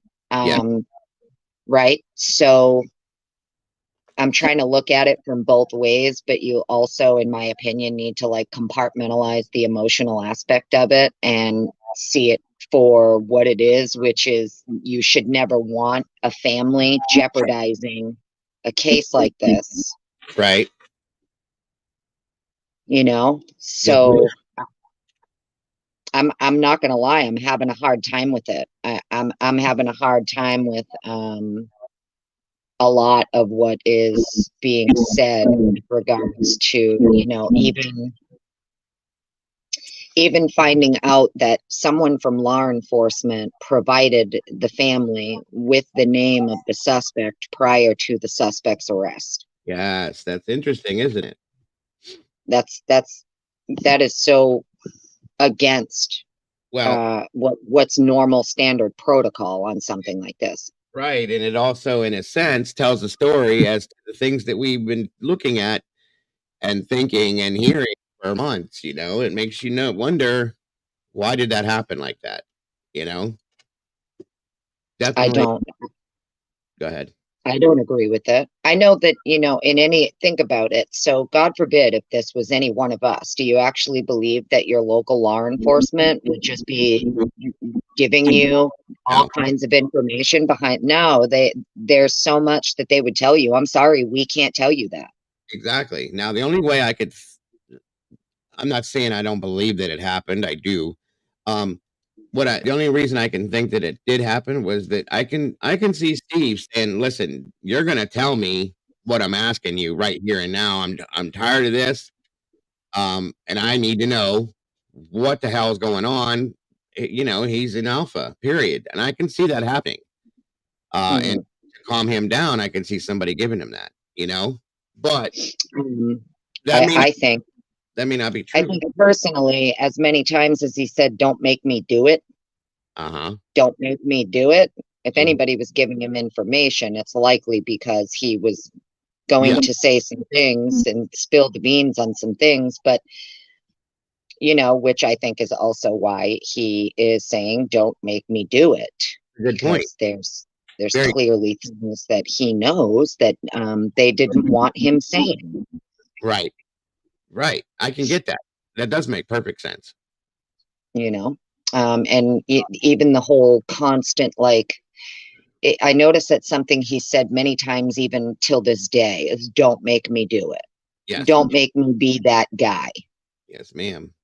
You know, and then even some of the later things that he said, I think it was a News Nation interview that he was doing recently, where he was talking about, you know, I'm actually a really private guy, and I Mm-hmm. don't want to have to be the one to talk. And he was, you know, talking about like these other family members, how they're not prepared for what they're going to be confronted with. And like, you could tell he was going to say the word confronted and then kind of caught himself and used a different word. And he Yep. was discussing like the gross things that the cameras Yes. would pick up, Oh yeah. When that he was these saying that, families, yeah, he said he knows that they're going to be drugged through the mud, this, that, and everything else with some of this gross stuff and everything else, but it needs to be done.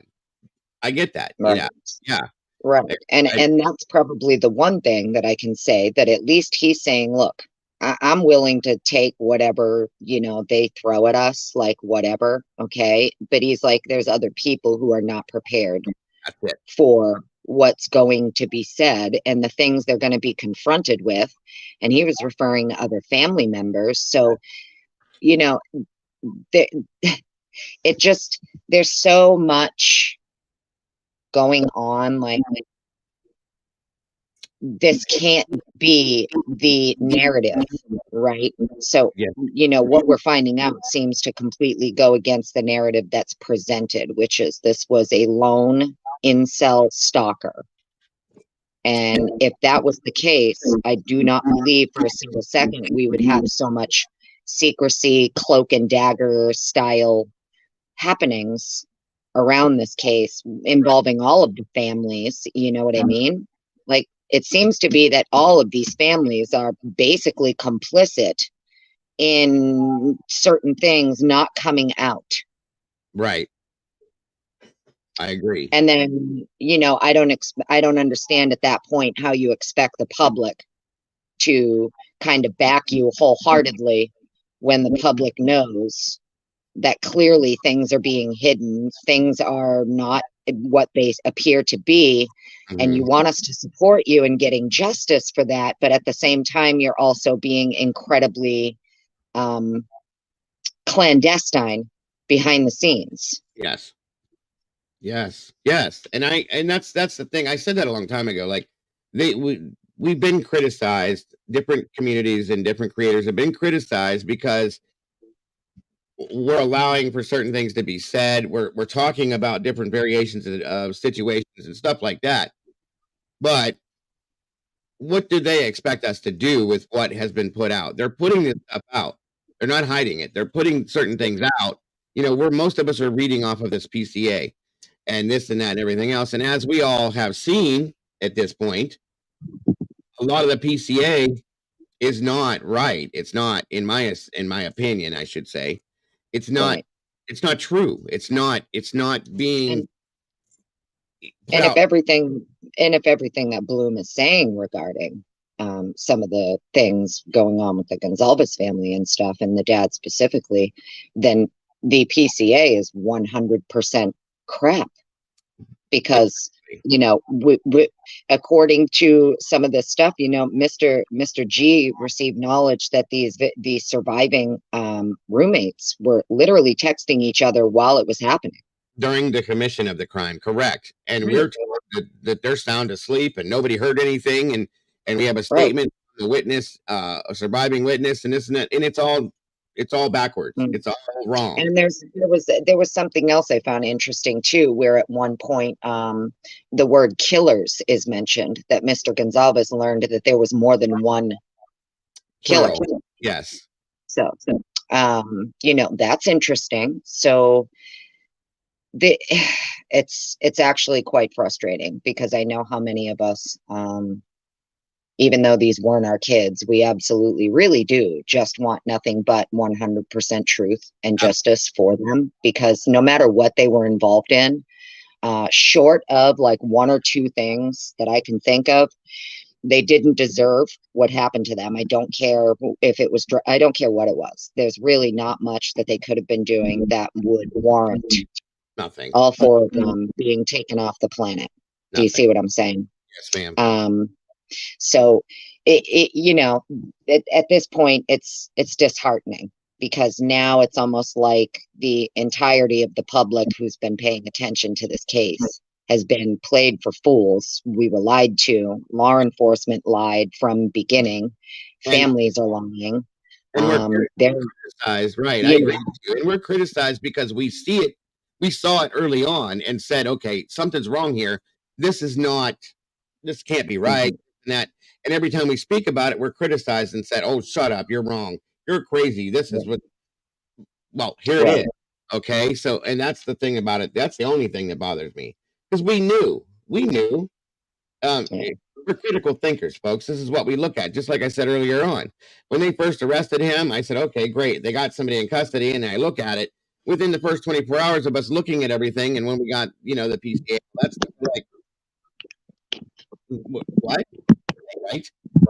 You know, we're not stupid people. So, but then again, you know, if we don't accept that narrative, then we're completely criticized. So that's what bothered me, not any of the other stuff, the way it came out. It's just that it alone. So go ahead. I'm sorry.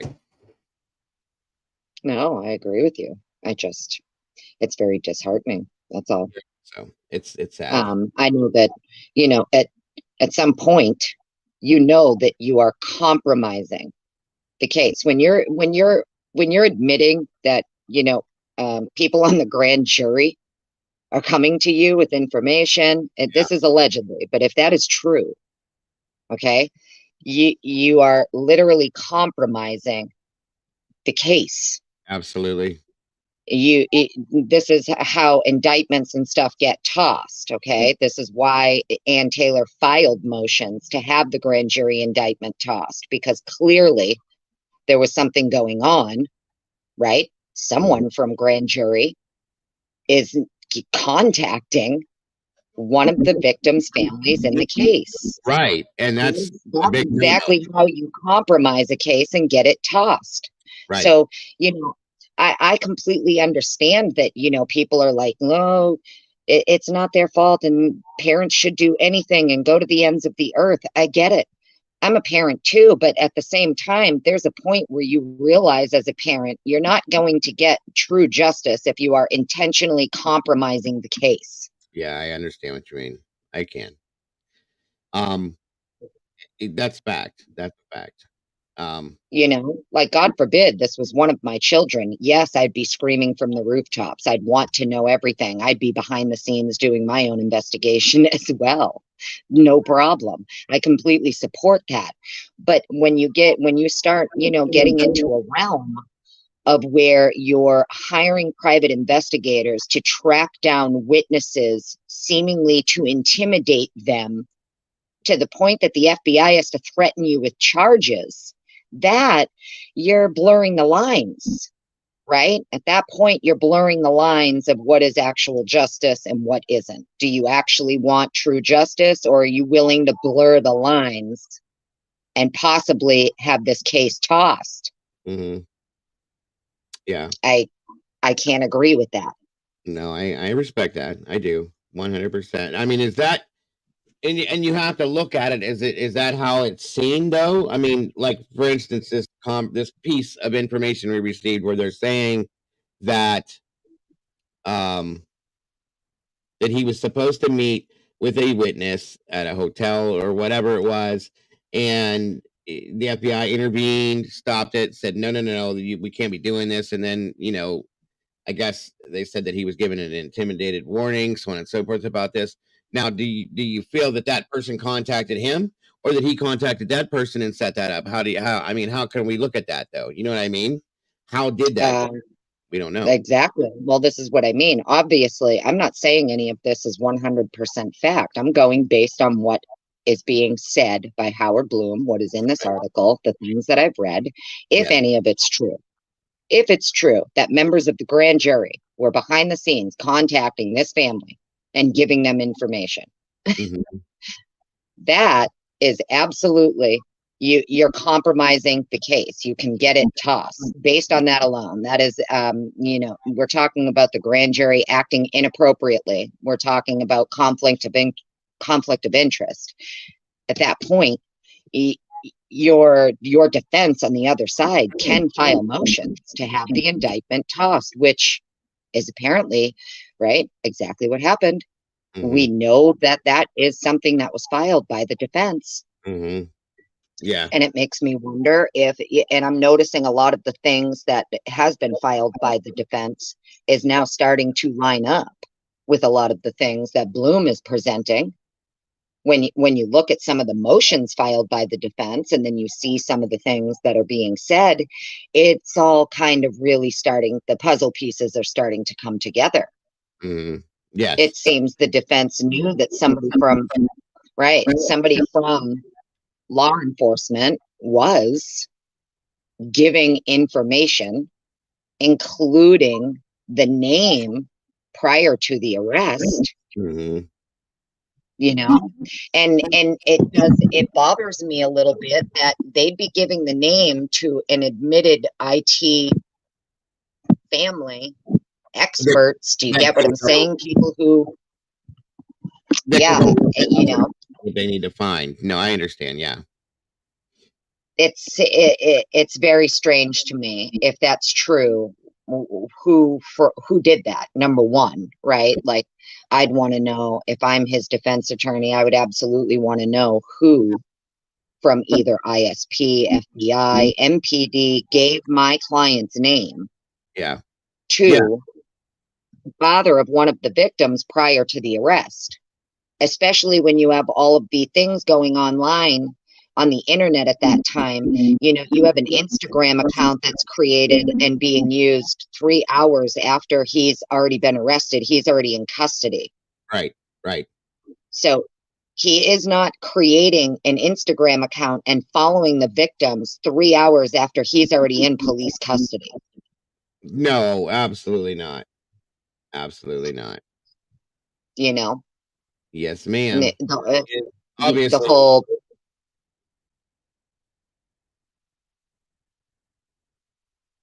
You there? Hello. Oh, I'm here. Okay. I just didn't know if you were still there. You got real quiet real quick. All right. No, I agree. So, like, what do you think? What do you think as far as some of the things that are being said, especially regarding these two survivors literally texting each other during the crime? I believe it. I've said it from not, you know, of course, I didn't say anything derogatory about either one of them because they were being put out there as victims. So I was quiet about it for quite a long time. Everybody knows that. And it's but you know, I kind of was throwing little hints out from the beginning. Something's wrong with this timeline. I don't like it. I don't like this 8-hour period of time. I don't believe, and I've always had problems believing, you guys know this, that they were sound asleep.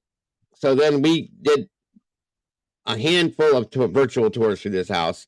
I proved that there's, you know, showed there's no in this house. There's that.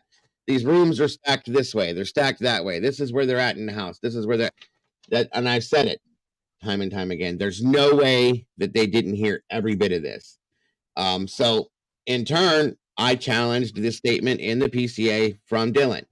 And I said that if they were both in the house that night, there had to have been some form of communication between them.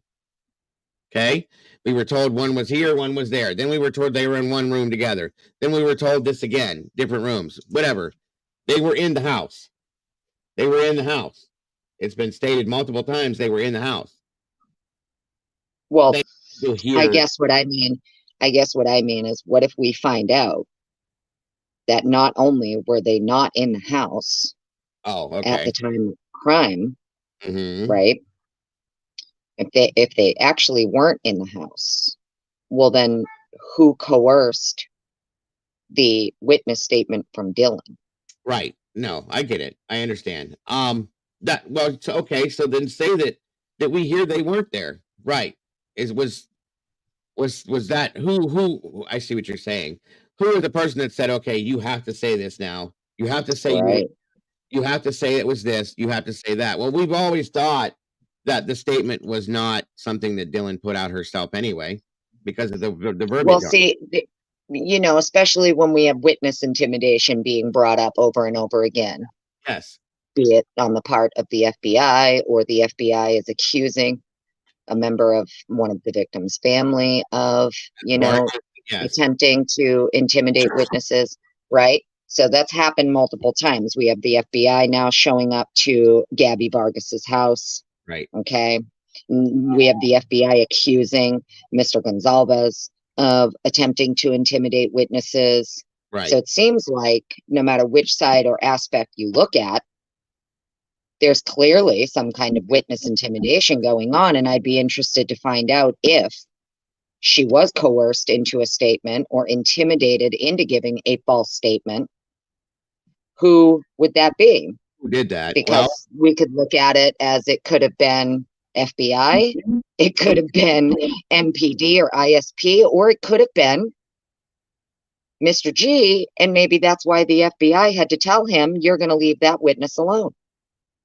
And this is being said that he located throughout multiple states, was using private investigators to locate people. So, right. You know, unfortunately, you have to look at it from all angles. Believe me, I'm not, I've questioned the police over and over again in this case, and the FBI. I don't trust any of them. But I do find it very interesting that they're all kind of, everybody is now pointing the finger at each other. Mm-hmm. Well, no, you're intimidating. Well, no, you're intimidating. Right. I agree. I definitely can agree. I'd like to know myself. You know, I said this before, like well, we know who the statement from Dylan was taken from, but is that true? Is that true? Because again, it says it in the PCA. To me, and I've said this before, and I get criticized for it all the time, to me, the PCA is a book of fiction, because how many things in that PCA have been proven to be wrong so far? A lot. Right. A lot. If it was one thing or a couple things or this thing or that thing, it's just completely wrong in a lot of senses. So I don't know. Like, that's a great question. So why? Let's say this then. Let me ask this question too. And this is for everybody, not just for Annie, but for everybody. If it had to have been known that eventually it was going to come out, that they did hear everything. We've all thought it from the beginning. It's not really been that big of a thing other than, you know, it being denied. But so why did they put it in the PCA? What was the reason behind that? What's the reason that they put Dylan's statement in there, in that PCA, to put us in that narrative? Why? Well, in my opinion, I think it's because they needed probable cause for an arrest. So at that point, you're going to need at least a witness statement and likely DNA. Yes, I agree with you. So, when you're putting together your probable cause affidavit, you need a few things to submit to a judge in order for them to grant it. So, yes, I agree. Oh, it's okay. Somebody was trying to call me. But, so in my opinion, I would imagine the only reason an officer is going to fudge a document like that, they know that the judge isn't going to fact check it to begin with. You know, that's number one. Most judges are not fact checking the information coming to them in a probable cause affidavit, being whether they're trying to secure an arrest warrant or a search warrant or whatever. And if I hate to say it, but this is not just specific to Idaho. This is a problem across the country where judges are not fact checking, alleged evidence being submitted by officers to obtain these search warrants and these arrest warrants. They are lying in them. They're violating people's constitutional rights while they do it. You know, I think this case is going to shed a lot of light on the fact that multiple law enforcement agencies across the country, including federal, are complicit. They Yeah. work with each other to violate the rights of the citizenry, and then they help each other cover it up. And that's something I had talked about last week when we were talking about corruption. And I said there's different variations of corruption. You have corruption where you can say that, they had their hands on, they were involved hands on, but there's also I think Sarge was here, we were talking about that, and it was, you can also be considered corrupt because you've made mistakes, and in turn trying to cover up those mistakes so that you don't look bad, you're going in and doing some things that are a little offset from the way you're supposed to do it to fix that mistake, in a sense. And is that what this was? There were mistakes made, so they're having to do this real quick to fix this, or was it just blatant lie for whatever reason? And that's what we're trying to differentiate, in a sense, in my opinion, at least. And that's what's driving me nuts. That's what's driving me nuts with this. Why? Why did we have to go through this? Why did we have to have all of this told to us and seen all this instead of that way, the right way? Right. What happened that had to happen? You know what I mean? Yeah. That's what's It's bothering just me. it's disheartening. It's really disheartening when you think about it, because like I said, people who think if anybody thinks it's okay for the FBI or the Gonzalez family or whoever to intimidate witnesses, to violate people's constitutional rights, to not follow standard protocol, especially in cases like this, we can agree to disagree. I believe that there is a reason why protocol should be followed, whether it's chain of custody with your evidence, whether it's ensuring that when you are applying for a search warrant or an arrest warrant, that you are being honest in your statements that you are giving to the judge, because all it takes is one bad apple, to spoil the bunch. Yes, I Right. said that. And then unfortunately, now we have this nationwide epidemic of, for whatever reason, multiple agencies across the country not only will violate your rights, but then they will attempt to cover it up that they violated your rights so that Yes. your case doesn't get tossed. Yes. Because Yes. it's all about the conviction. It's all about getting the quickest conviction. Yes. There's always a deadline, and I've said from the beginning there was a deadline in this. We know there was a deadline with this. These kids had to go back to school. There was nobody, and they needed to make it safe because nobody wanted to be there because of that. They didn't have anybody in custody. So it was a hurry up and hurry up and hurry up and hurry up and hurry up. And there's multiple things behind that made it a problem. That's where I think the mistakes came into play. The things that were done wrong came into play because they had to hurry up and do this. Okay. Right. And that's, in that sense, things were done wrong. Completely Yeah, wrong. and they skirted, not only did they skirt some protocols to do it, they actually violated the rights of the accused to do it. Oh, yeah. Yeah. 100%. I can agree with that. Yes. I absolutely can agree with that. And as much as, so I'm all for, like, a lot of people have gotten really upset with me when I say this. Now, do I believe that Brian did this? Currently, no, I don't. I believe, he was absolutely framed. He was framed by very specific people because he came into some knowledge that he was not supposed to have knowledge of, in my opinion, right? However, I can look at it objectively, right, and see that if he is involved, based on what we know about the other DNA located in very close proximity to the victims, right, okay, that's being discussed, I can be open to the fact that I can be open to the fact that if he is involved, he had accomplices and they were not in his Elantra. Absolutely. You know what I mean? Absolutely. Okay. I'm sorry, what? Oh, okay. She must have to take her call. Okay. Thank you, Annie.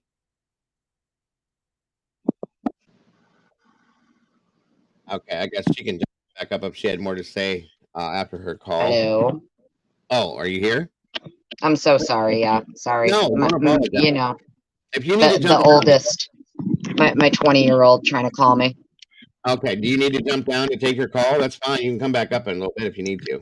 Yeah, no, I'm gonna hop down. It's my day off, so I'm gonna get, I'll still be listening. But thanks for talking to me and letting me vent a little. I love you. Always, I absolutely love you as well. I appreciate you, always will.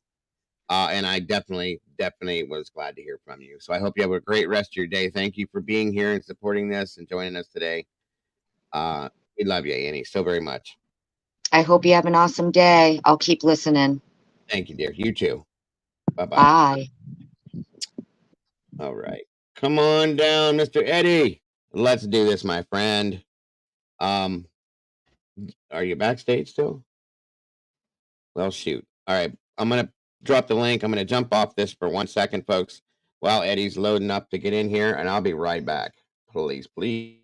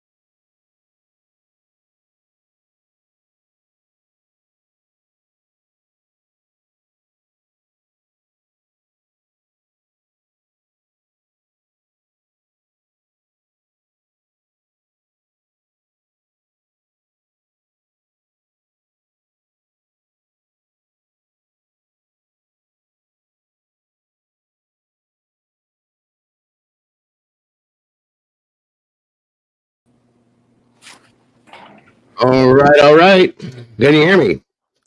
Yes. How do I sound? You sound great, sir. This is a new phone. Mm-hmm. Yeah, it sounds awesome. So it was the Good. phone. That's good to hear. You and I were chatting about involved and what that means. So I was, of course, referring to like Brian Koberger and another were in the house. Right.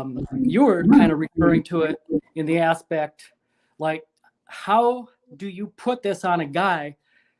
Is it just random? Did they just like draw his name out of thin air, or is there a connection? Is he involved that way? Right. And I've been looking at that, and that's a topic of discussion for another day. I don't think I'll have enough time to cover that. But That's okay. as far as this airmail article, the way they're feeding Steve information because they feel sorry for him, or since he's a father and he has the right to know. Yeah. So, consider like if there's an FBI agent on your Rolodex, that would certainly make it seem as to appear that it's all above board, right? Right. And then, of course, we would all believe it too, more than likely, since Steve said it. Sure. There's no reason not Yeah, to believe that's the something. way that's how that works. You know, That's Steve has got the inside line on the information. But here's the thing. Steve is a part of the general public like you and I. That's right. There's an old adage, if you want the entire world to know, tell one person. Yes. So they're not going to tell Steve anything. Nothing that is valuable and that contributes to the truth. And that's what I would think too. 100%. You know, I have to just say that there is nobody that can do this crime without law enforcement discovering who. Not this type of crime. Mm-mm. No one is that good, and law enforcement is that good. They're Don't trained. don't underestimate law enforcement. You're not getting away with it. They know who did it, and I'm not alluding to Brian Kohlberger. Right. Right. I understand. When it comes to who did this, you have only two choices. It's either Brian Kohlberger in your mind or someone else did it. Right. But it cannot be both. Brian did not do this along with someone else. It doesn't work that way. That's something that they would discover during the investigation. They're not going to accidentally come into that fact like during a trial. That's Right. not how that works. So it's either Brian or you're looking for someone else. But Right. Now I want you all to put in chat who the 911 caller is, if you want to, and you don't have to use name. You can like do initial. You don't have to participate, and I understand if you don't. It's been intriguing me, and I'm going to explain. Nobody's got it yet. Okay. So Tracy, we've kind of. Tracy said Hunter J. Yeah, that's kind of what I was driving. And don't worry, I'm not going to grade you too harshly. This isn't like a PhD program at WSU. You're okay, bud. You'll all get a P for participation. Mm-hmm. So, this all connects to what we were talking about a moment ago. Christy said that it's,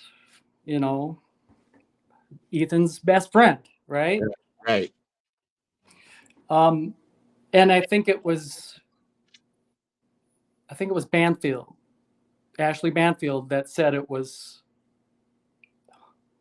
I'm not sure if she used the name, but for sure, Ethan's best friend. Right. Okay.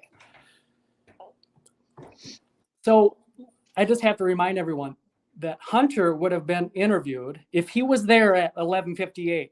He would have been interviewed by law enforcement. And if he was there, they're going to tell him to not say anything. Of course. They were talking about how an FBI agent came down hard on Steve during this part 6 of the airmail article. Can you imagine? So you have John Webb, KHQ, asking the question, why has the information been so limited in this case? We're almost 4 days into this. Why has it been so limited? They're not saying anything, and they're not going to tell us who the 911 caller is, no matter what. Come hell or high water, they're not saying it. So we got Ethan's best friend contacting Steve. Now, mind you, it's Steve. It's not Christy. Christy said that she got that from Steve. Mm-hmm. So you got Ethan's best friend telling Steve this. Right. And now Steve is telling us it. Right. Right. And also, when it comes to like what you hear from someone else, that's hearsay. And even though it comes from Christy, it doesn't matter. If anybody here in chat or listening has ever watched Judge Judy, do you think Judge Judy allows one of the litigants to say, well, someone said? She stomps that out in a moment. She Sure. puts that down. I don't care if it's a president of the United States in her courtroom. That ain't going to fly. That's hearsay, because everyone in the world is so honest and they never lie. And they remember something that someone else said without error all the time. Right? You don't tell me what someone else said. That's hearsay. So why are we doing it now in this case? It's a great question. I love Christy and Steve, but you just can't. You have to make the statement. You have to be on the camera and say it. It's a good point. So, it is a good point, my friend. When getting back to this 911 call,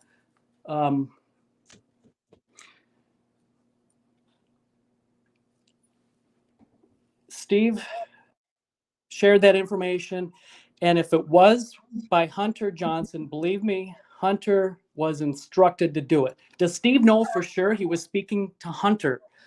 Did they speak on the phone or face to face? Right. When did that conversation happen? They have that conversation, right? Does Hunter Johnson know that Hunter Johnson told Steve this information? It's another good point. Another good point. These are all important considerations.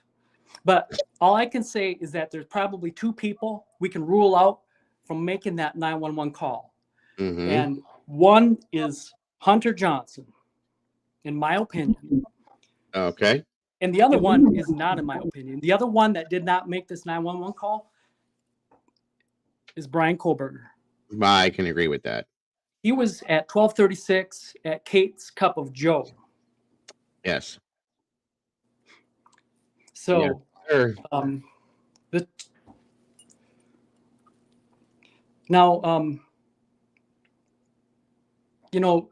Chief Fry had a hard time answering the question, was the killer the 911 caller? And he said, I'll tell you no.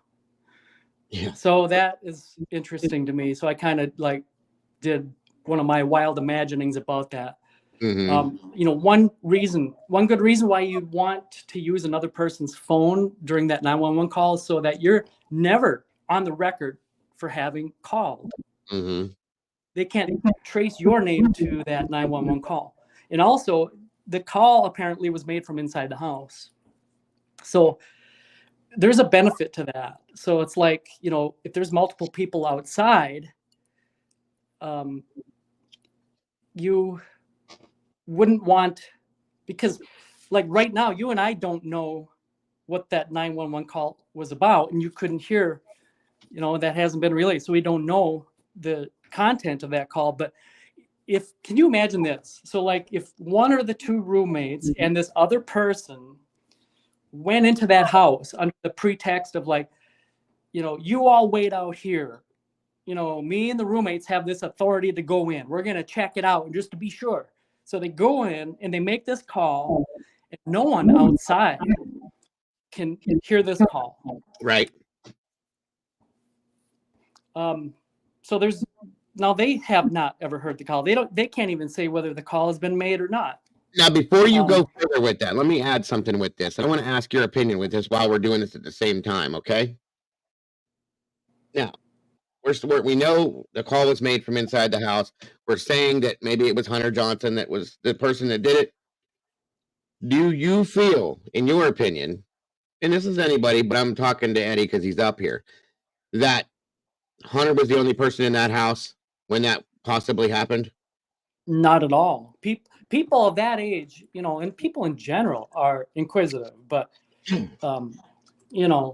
young women are really curious, and they're going to want to know. They're not just going to I'm going to be just this frail little body and hang out outside. And you brave, guys go in there and check it out. Right. And they're the residents of that house. They're going to know. They're going to have seen. Those two may have gone outside. We heard the story. One passed out. One was over here freaking out. Okay, that's great. I get it. When Hunter went in that house, if he went in that house allegedly all of this. I've never believed that he was the only person inside that house when that happened. I, for some reason, feel that there was a handful of people that went in with him or behind him, and he's the one that, we've heard that he checked Ethan out and this and that and all, and realized this and that. Okay, these are again, this is all hearsay stuff, but there's no way in my mind that I will believe that he was by himself in that house, and there was not a handful of people in there with him. Okay, now that changes things in my mind, and it always has. For who was in there, who did what, who went where. It was Hunter, and this is all just speculation, folks, as to what possibly happened. But was Hunter in there checking out something in this room, and we have two other guys or ladies or girls that went upstairs and checked this out? I mean, it was all over the place. I'm telling you, there were multiple people in that house. There had to have been. Just knowing how people's curiosity and maybe worry, if these are really friends of these people that were in there. You know what I'm saying? That's what I'm saying. So go ahead. I'm sorry for interrupting you with your thought. Go ahead. Yeah, they want us. The narrative is that Ethan's best friend did it, and supposedly that's Hunter, but they're just drawing our attention away from the actual 911 caller. For whatever reason, we can never know that, and we never will. They're not going to release that 911 call, and I don't think so either. I don't even know if Ann Taylor has ever heard it, to be honest. That's very possible. So it's like, if they made that call from inside the house, usually 911 operator would say, like, hang on the line until they arrive. So I can just imagine it, like, okay, but I'm feeling really faint and woozy, so I'm going to hand the phone over to someone else while I step out for a while. So this mysterious person steps out, maybe through the back door, goes up to his, wherever. He's going to take a walk up to the upper parking lot there and just disappears and slips away like that. Did it happen that way? Who knows? But when the roommates finally come out through the front door at the parking lot, they're like, yeah, we called 911 and, so-and-so got woozy and that person's taking a walk, he had to get fresh air. And that would just get lost on everybody, during this whole chaotic moment. Yeah. So it's not like attention. No one's attention is there. So it's not hard to imagine it like that. I mean, Ashley Banfield, often says, let's imagine, So if we can imagine it the way, he's taking a pulse on these bodies. Yeah. We can certainly imagine, what I've kind of described. Absolutely. Yes, sir. Yes, sir. Grand jury members speaking out. I don't know if that's, I'm having a hard time with that. Like, if you guys want to put Steve G's phone number in the chat for me, go ahead. Because my question is, how are they getting a hold of him? Just reaching out, and do they know him like that? Well, here's the thing with that question. Okay. All right, guys, please be respectful and chat with each other. I really appreciate that. Okay. I know there's people that get irritated with certain situations, but I'm just asking to please be respectful of each other. That's all. If somebody was on that grand jury, we'll just say this is a what if situation. Okay. If they were uncomfortable with something that they heard, were told, whatever. As far as reaching out to him, it could have been through that Facebook group. It could have been through Olivia, or I'm just saying, if that were the case and it did happen like that, that would be what my thought would be. Not to just like be able to pick up the phone and go, hey, did you know this? You know what I mean? I can't see that happening, obviously. Right. I mean, we don't know, but I just don't see it happening that way. Oh, thank you so much, Miss Sherry. I appreciate that. So again, but it made me wonder why. If that were true, why did that happen? What was it that person wanted to tell him about? And it was certainly not face to face. So like someone could say that they're a grand jury member. Yes. But it's not a grand jury member. That's very possible too. It is very possible. And I would have How could ventured. you, Go ahead. how could you, if you were Steve, verify that? I mean, yeah, that's true too, unless it came from somebody else, and maybe he contacted somebody and said, "Hey, who is this person, such and such?" And they were like, with law enforcement, said, "Yeah, that's who this is." Or I mean, I don't know if that would go down that way. That's all. You know what I mean? But it doesn't seem right. It definitely doesn't seem right. And it's definitely, in my opinion, highly illegal, I would think. So Yeah, how do you go with that? You know what I mean? if Steve has been, contacted by FBI, he almost found out who this witness or informant was. So FBI intervened and put a stop to that, threatening, legal Yes. action. So these grand jury members, I mean, that is absolutely a no-no. You cannot do that. Right. 100%. That's definitely tampering in a lot of senses. Okay. So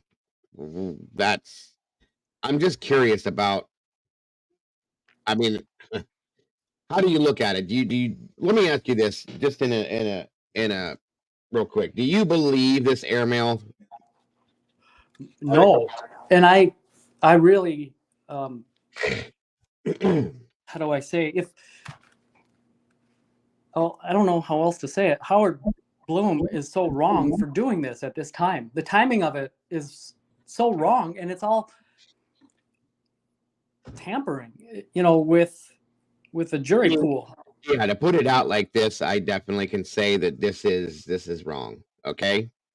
But at the same time, it makes me wonder, like, how did he get this information? How did he really have a conversation with Steve? Did that, obviously Steve's not going to pop up here and go, "Hey, by the way, yeah, I talked to him and this is true. This is that. That's true." That we're not going to get that. We know that. So how do you take it? That's the biggest thing with me. I don't know which direction to go with this, how to listen, like what to feel is right, what to feel is wrong. The timing is what confused me with this. Okay. And that is why I asked you what you think of it. So, Well, you know me, I don't know if there's going to be a trial. My opinion on that, I've made it clear that this will get dismissed, because you don't have to expose Bill Thompson like that. You don't have to embarrass or shame him. Right. Or make a spectacle like that. They're all attorneys and they follow this code. So they're going to make sure that he can come away from this unscathed, so to speak. I don't know how much of his legacy can be preserved, but they'll try to salvage as much of it as they can. They have no evidence. There is insufficient evidence here, and you cannot, in this country, bring about an indictment and arrest when you have nothing on a person. Right. Good point. That's treachery. Very much so. I can agree with you. Yes, sir. So in this airmail article, I haven't read it, but I did see a little excerpt of it, with Nellie B's video. Yeah. It says, like, Hunter Johnson discovered the scene. Steve asked Hunter Johnson to tell him what he saw. So there they are using Hunter Johnson's name, it appears, even though I haven't read it, but that's just, what. Actually, that part's right there. And it says, in the days that followed, Steve tracked down Hunter Johnson, Chapin's frat brother and best friend. Just before noon on November 13th, Johnson had been summoned by the two distraught survivors to the King Road house where he had discovered Ethan's body. Days later, he gave his eyewitness account to Steve. Okay, he gave his account to Steve. This was just days after the crime happened. Okay, is what this is stating. As a soldier might, straightforward, factual, and without either embellishment or emotion, it was only when he finished that the two men, both overwhelmed, at last convulsed into tears. Okay. Now, again, we know that that Howard is a writer, so of course this is going to be written that way. So, Well, that would have been the moment when he talks about the 911 call too. Then I suppose. yeah, I'm- I would imagine. Yeah, I would imagine. I would imagine that's. I absolutely agree with you. It should have been right in there too, as well. And then right after that, though, it also says that Steve also made a point of knocking on the doors of the houses adjacent to the murder scene. Excuse me, and interrogating the neighbors. He was going where he felt he had to go, but his mission had not produced the desired result. So at that point, they're saying over a month had passed, okay, and there were no arrests, and that's why he was doing what he was doing. But now, if you back up, like it said, it was just days after that he had spoke with Hunter. So he, at some point, I'm guessing, was told or knew at that point that Hunter was the 911 caller, okay? And that's why he had that conversation with him, I'm going to guess, and wanted to know what and why and how. So that's what I'm saying. Like, do I believe this or do I not believe this? Or do I just say, okay, I'm just going to stick to the PCA, which is what we're supposed to do? Well, I haven't done that. I'm just telling you. That's what I think. That's the kind of thing I'm putting out there. They want well, to stick to the PCA. for one thing for sure, is Steve is not speaking to Hunter Johnson before Hunter Johnson spoke with law enforcement. Oh, no. I guarantee you that Hunter Johnson spoke with law enforcement that day. That because if he was the 911 caller, they had to have spoken with him immediately. Okay. I'm gonna add HJ to this short list here. You ready? Yes, sir. So I'll just call this list all on board. This is a conspiracy, by the way. This is just my opinion. So when I say all on board, that would be those who are guided. They're not acting of their own volition. They are respecting the orders of someone above them. So here's the list. We just added Hunter Johnson to that list. We got Dylan. We got a corporal, a sergeant, a captain, a chief, a colonel, the communications director of the ISP. You have the University of Idaho Moscow campus dean of students. You have the UI Moscow president. You have the coroner. You have the prosecutor. So my question to you all is, when typically if you already have the prosecutor, wouldn't you also want the judge? Isn't that kind of how that would work? Kind of, yeah. Yeah, I can agree. I don't want to put them on this list, but I mean, if you have all those people, that entire list, why not grab him too? I see what you're saying. I see what you're saying for sure. I'll leave you with that before I get myself in trouble. You're okay, bud. You're okay. I feel like I always have to look over my shoulder. Like, are we okay to talk like this? You're okay. Or am I gonna get one of those visits? Listen, like, I would like Vargas. If I thought you were saying something wrong, I would stop you. It's obvious that certain things are frowned upon to be said, but like you're not saying anything any different than anybody else has said, Eddie, honestly, except for the people on the opposing side of the tracks, as I put it. These are just speculative thoughts and based on what we've seen and heard. And every time something new gets brought to us, we talk about it, as always. Okay. So, there's nothing wrong here. You're fine. Well, You're absolutely fine. It's for sure Dylan is on board with this. That's not her statement. If Hunter Johnson is telling Steve things after Hunter Johnson spoke with law enforcement, whatever Hunter Johnson is saying, it's probably by direction. He's not allowed. They're not going to be allowed to say anything. I mean, if you listen to those press conferences, law enforcement isn't saying anything. Right. So these kids they have the freedom to speak whatever they and disseminate this. Here's the absolutely thing. Not. Here's the thing though with this. when the timeline for when these things were stated and spoken about is what has to be taken into account. When was this said? When was this spoken about? Who spoke to who when? Okay. So that's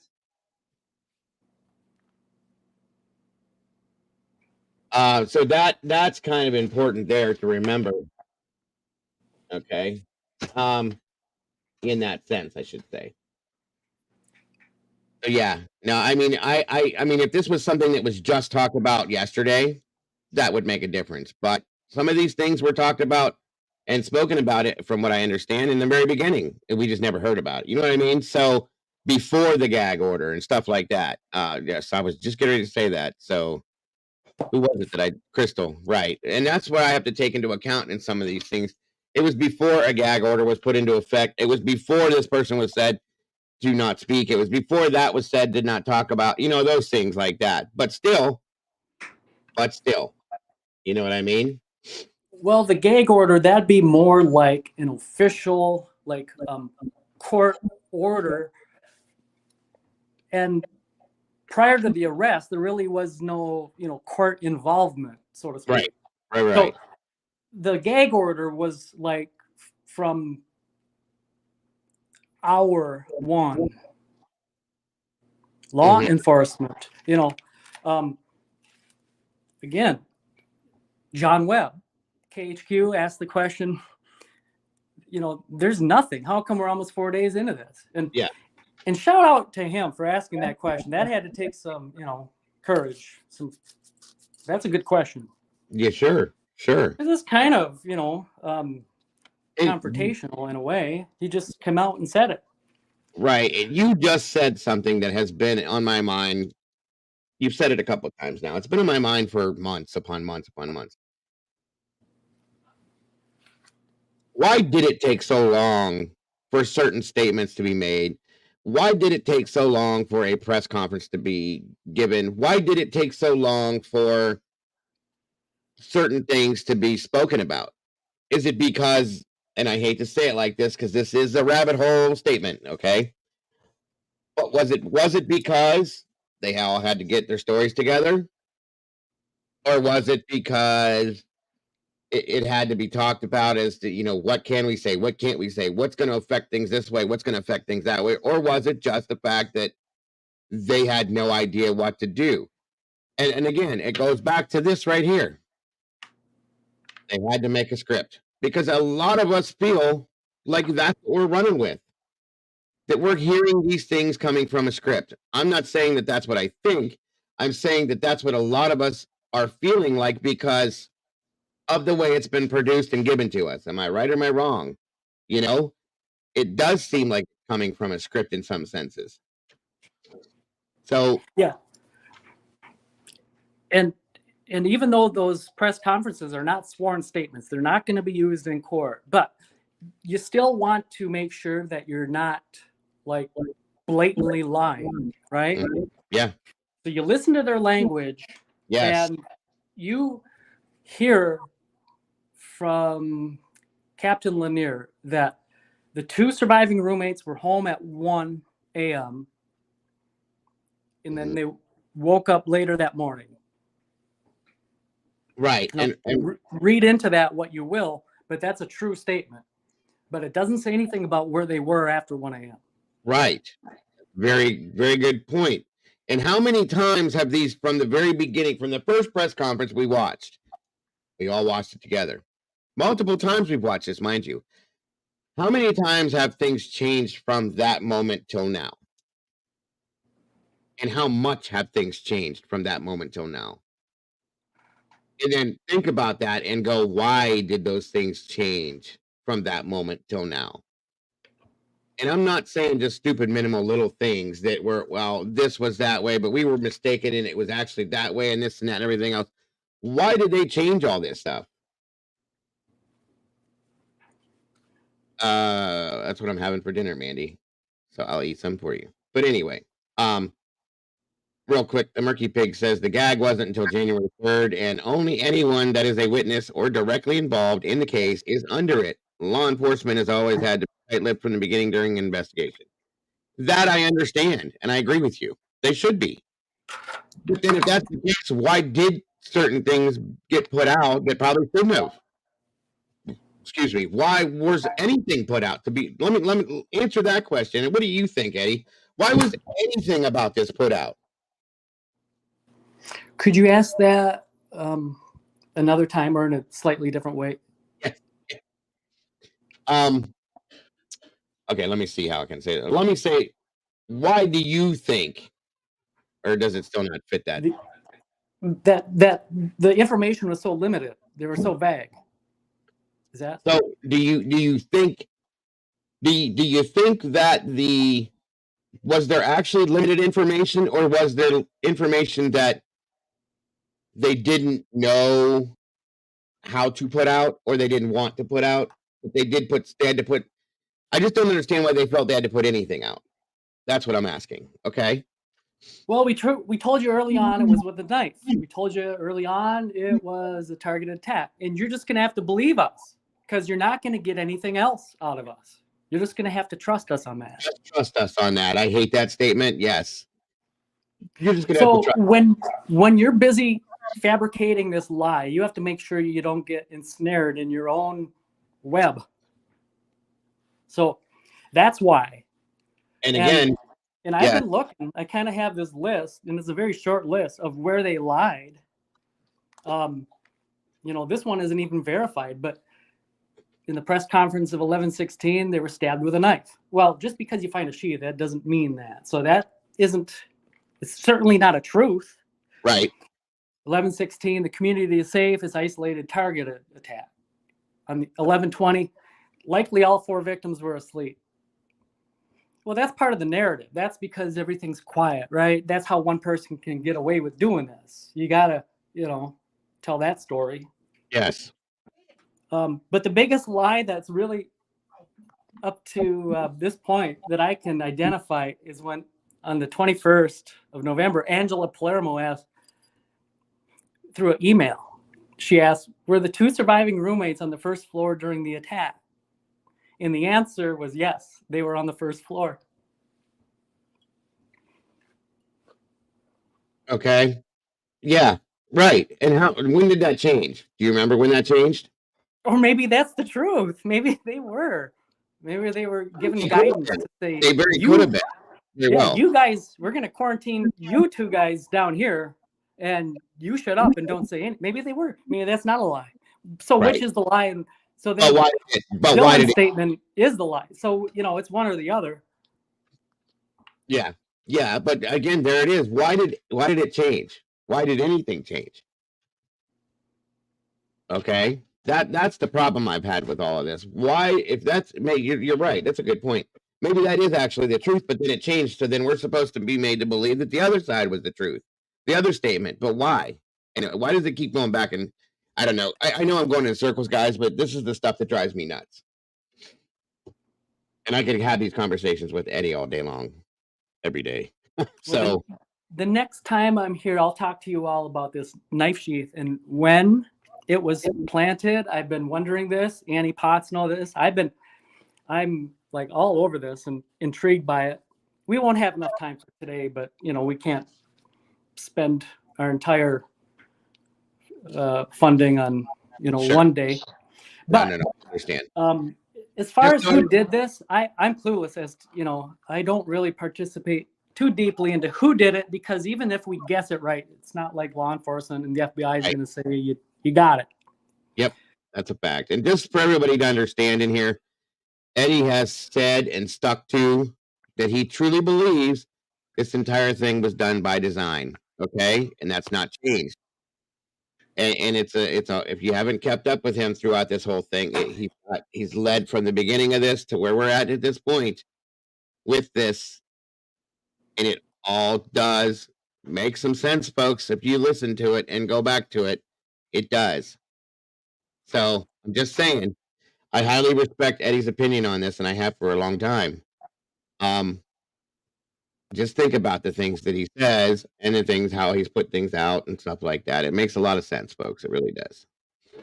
So the last thing I'll leave you with is I picked up on this part 6 of the airmail article is that so this receipt for this Dickies work suit was dark blue work suit. So that kind of quashes the figure clad in black, I Yes. suppose.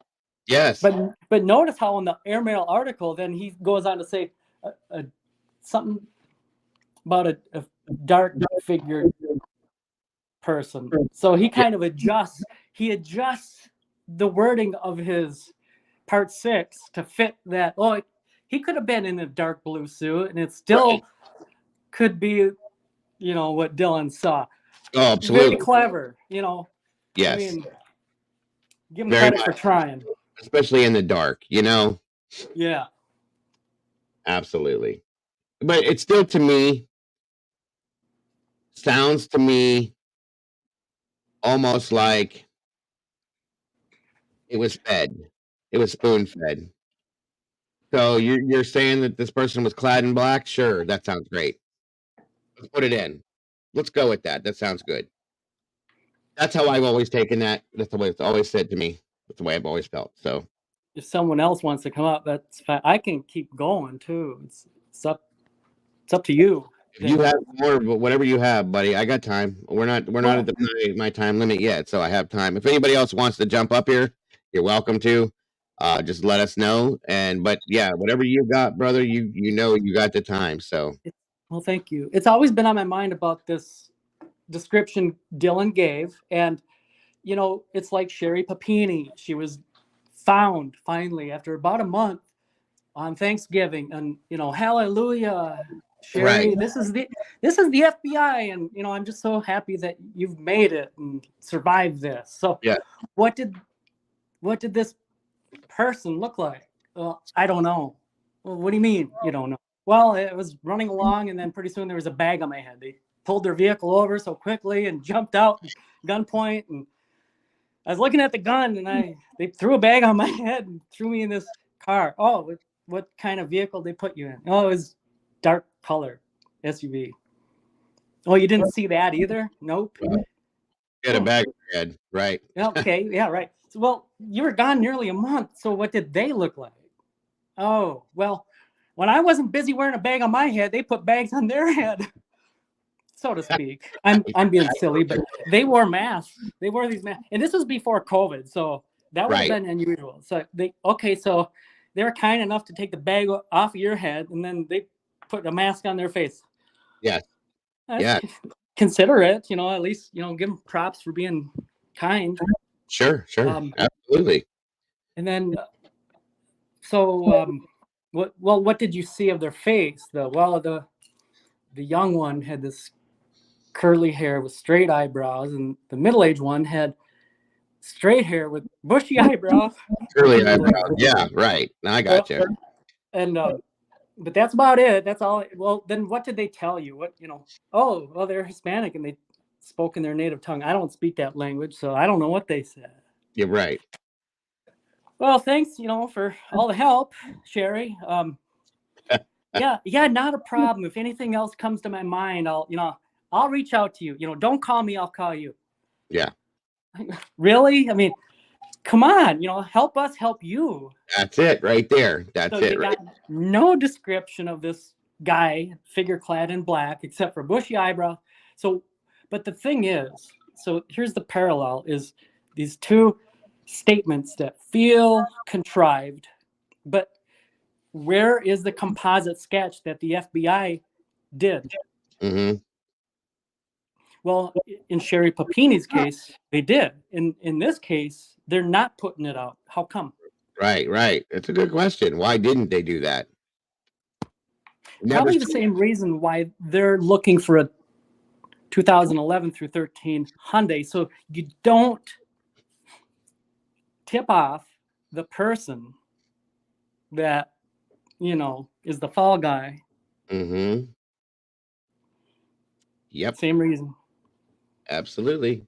I can agree. And I'll talk more on that the next time I'm up. So absolutely. A little teaser for yes, sir. And it will be definitely being looked forward to. Because again, Wednesday we're covering the frat stuff. So I don't know if you wanted to get anything together on that, Eddie. Because we'll talk about it as well. It's I like doing this when we talk about stuff and then we get your guys' thoughts and opinions on it. But Wednesday, like I said, we're covering the frats and sororities and stuff, and we're talking about all that stuff because we haven't done it yet. And that was a request from a few people actually. So I know on Friday you usually do your, yeah, what is it? Not mystery, but the Supernatural Friday stuff. yeah. It's kind of Well, give everybody a break. So unless I'm mistaken, I think Adam Fravel, that is the accused, the one who was indicted for Madeline Kingsbury in Winona, Minnesota. That is the hearing. It was, I think, scheduled for September, maybe late August, early September. And then it was rescheduled to Friday, October 13th. Right. So that's Friday, just in case you're looking for content. Yep. Friday the 13th. How about that? Okay. Well, thanks again. Oh, no thanks ever needed. Thank you. Everybody looks forward to hearing from you. As I always tell you, I do. I love our conversations here. I love our conversations when we have on the phone. Always. You're a great person, sir. You're very intellectual, intelligent. Everybody loves hearing you. You're informative. You give everybody a reason to think, and I love that. So, like she said, we love you, brother. We do. Absolutely. Phone is working now. I'm glad to hear it. I mean, it sounds great too, by the way. Everybody has mentioned of it multiple times. You have a great, and you haven't said one time about being worried about your battery or nothing. So I'm glad to hear you got yourself a new one. Well, I won't push my luck and overheat it, so I'm hopping out. Now let me ask you, did you go with another iPhone? It's a secret. I love it, buddy. All right, brother. Love you guys. And see you soon. Yeah. Bye-bye. Always a pleasure. Always a pleasure. I love it. Thank you, Eddie, so very much. I appreciate you. And like I said, it's always very insightful, very informative, and I absolutely always look forward to having him up here. Always. Thank you, Brandy. Is there anybody else that anybody else at all would like to speak about up here with anything? I would have, I give you guys that option all the time. While we're looking and waiting to see if anybody jumps on there real quick here, guys, this was the newest document that was dropped on the 5th that I've seen thus far. And of course, order denying defendant's motion to stay proceedings and withdrawing order. And I think I dropped them already. Staying time for speedy trial. Okay, it says on June 13th of 2023, defendant Brian C. Koberger filed a motion to stay proceedings pursuant to Idaho Code Section 2-213. On July 7th of 2023, this court issued an order staying time for speedy trial. In that order, the court denied Koberger's motion to stay proceedings, finding that it was premature.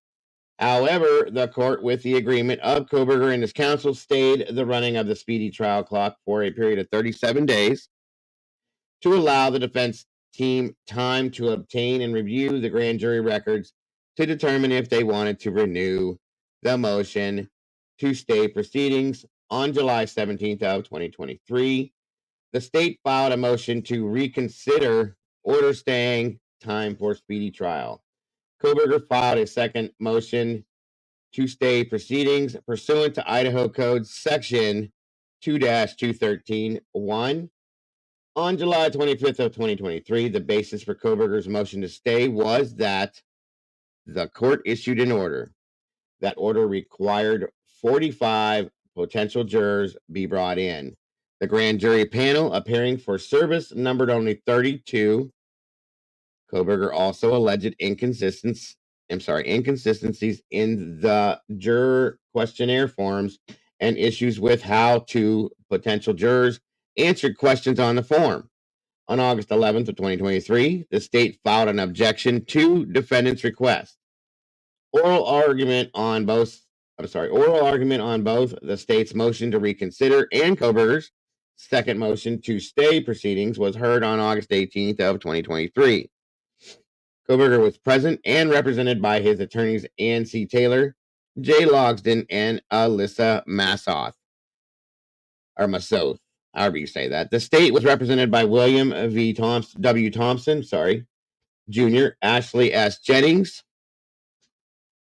Jeff Nye, and Ingrid Beatty. For the reasons articulated on the record, the court denied Koberger's second motion to stay proceedings and granted the state's motion to reconsider order staying time for speedy trial and rescinded the order staying time for speedy trial. This order follows the court's decision on the record. Koberger's motion is based on the language in Idaho Code Section 2-213 that reads, within 7 days after the moving party discovered or by the exercise of diligence could have discovered the grounds therefore, and in any event before the trial jury is sworn to the case, to try the case, a party may move to stay the proceedings, and in a criminal case to quash the indictment or for other appropriate relief on the ground of substantial failure to comply with this chapter in selecting the grand or trial jury. IC 2-213.1 emphasis added. The statute goes on to state that if the court determines that in selecting either a grand jury or a trial jury, there has been substantial failure to comply with this chapter, the court shall stay the proceedings pending the selection of the jury in conformity with this chapter, quash an indictment, or grant other appropriate relief. IC 2-213.2. Before a court can reach its decision, the moving party, must first present a sworn statement of facts that, if true, would constitute substantial failure to comply with the procedures for selecting a grand jury. From there, the party is entitled to present evidence to support its claim. Only after the presentation of evidence and a finding that there was a substantial failure to comply with the procedures for selecting a grand jury can a court stay the proceedings pending the selection of the jury in conformity with this chapter, quash an indictment, or grant other appropriate relief. ID, as articulated on the record, the issues raised in Koberger's second motion to stay proceedings do not constitute a substantial failure to comply with the procedures for selecting a grand jury. The issues raised either fall outside the purview of Idaho Code Title 2, Chapter 2, Jury Selection and Service, or are typical problems seen routinely in selecting juries, i.e., individuals called for jury duty failing to appear, thereby reducing the number of potential jurors in the jury pool.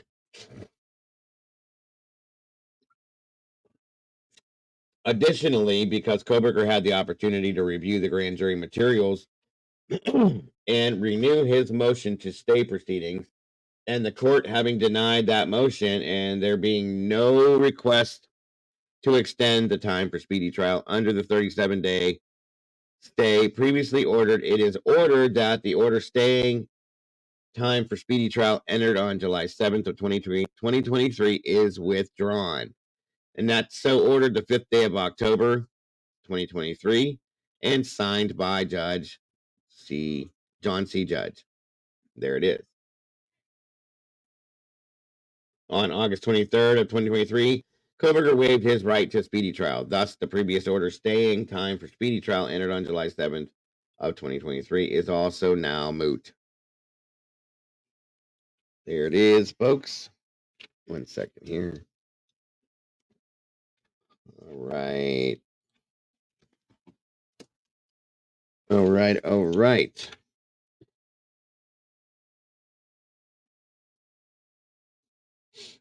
That's the newest document. Like I said, I know most of you guys probably knew about that, but I still like to bring it all to you guys. So, oh Lord, have mercy, have mercy, have mercy. Whoop! Wait a minute. Okay, and yes, we're still having spaghetti. Talking about spaghetti. All right. Was there anybody else, by the way, that, like I said, wanted to jump up here and voice any opinions or anything at all? Yeah, absolutely. That's a fact right there. Prayers for Gaza and the people in Israel. There's a lot of bad stuff going on over there right now, guys. So just in the back of your mind, keep that part of the world and those people in your thoughts and your prayers if you're a praying person, because it's definitely not good over there right now.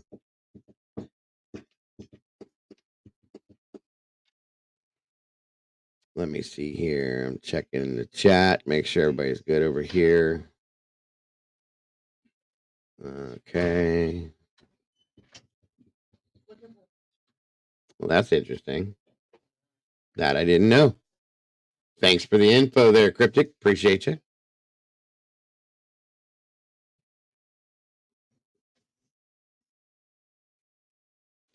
Let me see here.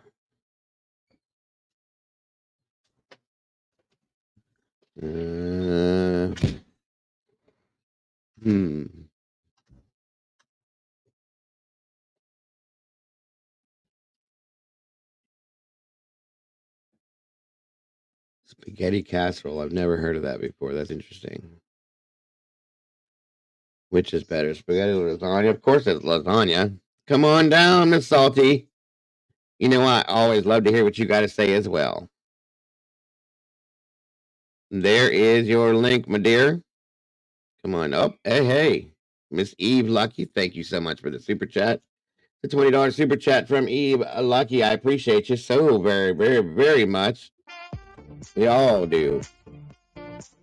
So grateful for that, Eve. We are having spaghetti, angel hair spaghetti sauce, of course.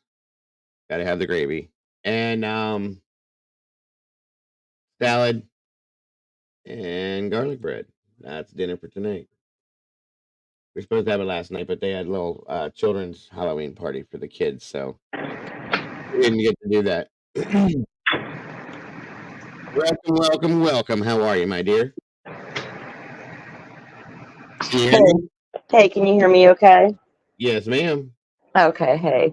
Well, it's been a long day. I've been like driving around and grocery shopping and all kind of stuff with you guys, just hanging out. Wonderful. Thank you. Yeah, I listened to everything Eddie has said and you have said, and I finally, because I went camping all weekend, and so last night when I got home and got everything done, I sat down. I went ahead and finished. I reread the article, but I read it all the way through, and then I read the Newsweek piece as well before I watched anybody else's commentary or thoughts on what was there, because I just wanted to see for myself. Got to take all of it with a grain of salt, just like we're doing with the Datelines and all of those stories, all of the YouTube stuff, all of it, because I don't trust Bloom any more than I trust the rest of them. I don't have a reason to. Don't have a reason not to either, but I think some of the stuff that he put in that article, if there's any merit to any of it, was careless to do so. Yes, I agree. And I really hope he's wrong about that grand jury stuff. I do too, because that's really scary. Very scary. Because that, and I understand probably, I get it, Steve G. I get it probably way more than he'll ever know that I get it. But you need to sit down and you need to calm down. And for the people who are wondering where he might have figured out some of his information or found stuff, don't forget Steve had a PI. Yes. Like, as far as that confidential informant person he was going to reach out to, and then they allegedly stopped him. I wouldn't be surprised if that happened, but then that means what we thought we read and saw in some court documents is true. There's a CI somewhere. But I read in the article, it does state that whatever that was about, it was somebody who called into the tip line. Okay.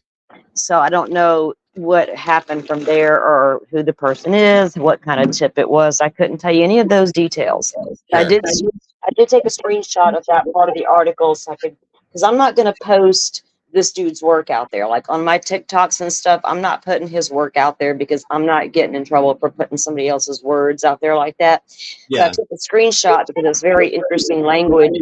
But I just, if you're going to take anything away from either one of those, the articles, just consider everything else you've heard in this case. You know, Yeah. none of it could be true. Some of it could. It could all be true. We don't know. I think the one thing that is true is Steve Gonzalez is a tortured man. And real healing doesn't even start to begin till after the first year comes. Right. Because the first year is full of so many things that you could never imagine. But you have to, like you said, though, I don't think he's come to a point where he's going to be allowed to grieve yet because he's so consumed with what happened. Right. And when you take into the account that he's going to get hit up by all these different people from all these different places, and they're feeding him all these scenarios and the rumors and the what ifs and what they've heard, you're going to listen to that stuff. You can't not listen to it. Which maybe why that might explain why the Chapins took the road they took. Sure. You know, because people are always trying to figure these people out. Y'all can't figure them out. So just stop, you know. Right. But the biggest thing to me, there's a lot of interesting information. And some of this stuff in Bloom's article, and then going back to the Newsweek, don't even make sense. It's just totally opposite of what the PCA says. Yeah. I don't even, anything that Newsweek article said to me is garbage. And I am pretty much feeling like whatever Bloom put out in this article is for Bloom's own interest. Okay. Because he's writing a book. So I can't trust you at this point. Why now? Why already? We didn't even know the outcome of this trial.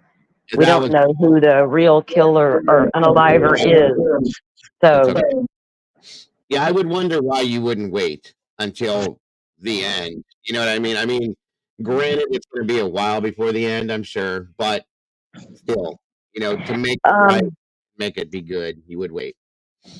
Well, you would think that, but some of these people, you know, I have to sometimes wonder, who are they working for? What are they doing here? You know, why is it okay for you to speak out? And you know darn good and well people are going to trash mainstream media every single day for every little thing they put out, whether it's good or bad. They're going to take the heat. But you can come out with this article and these interesting things to say, and we're all supposed to go, oh, well, he's a seasoned, respectable journalist. I'm going to take it all for what it is. And you know me, I think they got probable cause against BK. I have no clue if this guy's innocent or going to get to court, but I don't need Bloom coming out with these weird, to me, that's no better than the other theories we keep hearing that we're trying to put squash to, you know, I don't know. Yes, ma'am. I don't know if any of it's even worth debating because it's so, you know, I just wish Steve would stop. Steve's going to hurt Steve in the long run and the case if he doesn't stop. A lot of people feel that way right now. They really do, you know?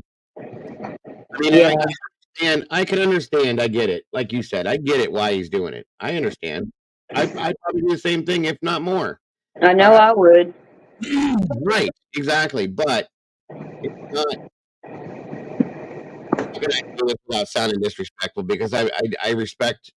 I respect him 1,001%. I feel like there's no patience, obviously. Okay, because of the way things were done. I get that 100%. Like we said, I get it. But no, I don't think it's doing any good at this point. No, and even when they were interviewed last, and when they asked them, you know, how they both felt individually about the case and the suspect, and Christy looked over, you know, and she's like, by going by what we know, like what we know as facts as we know them, is like I like to call it, versus what he's been told through private messages and DMs from other people. That's what she meant by that. It don't take a genius to figure that statement out. Because Steve's being consumed a little bit, and He's being consumed by some of the theories being put out on YouTube and TikTok.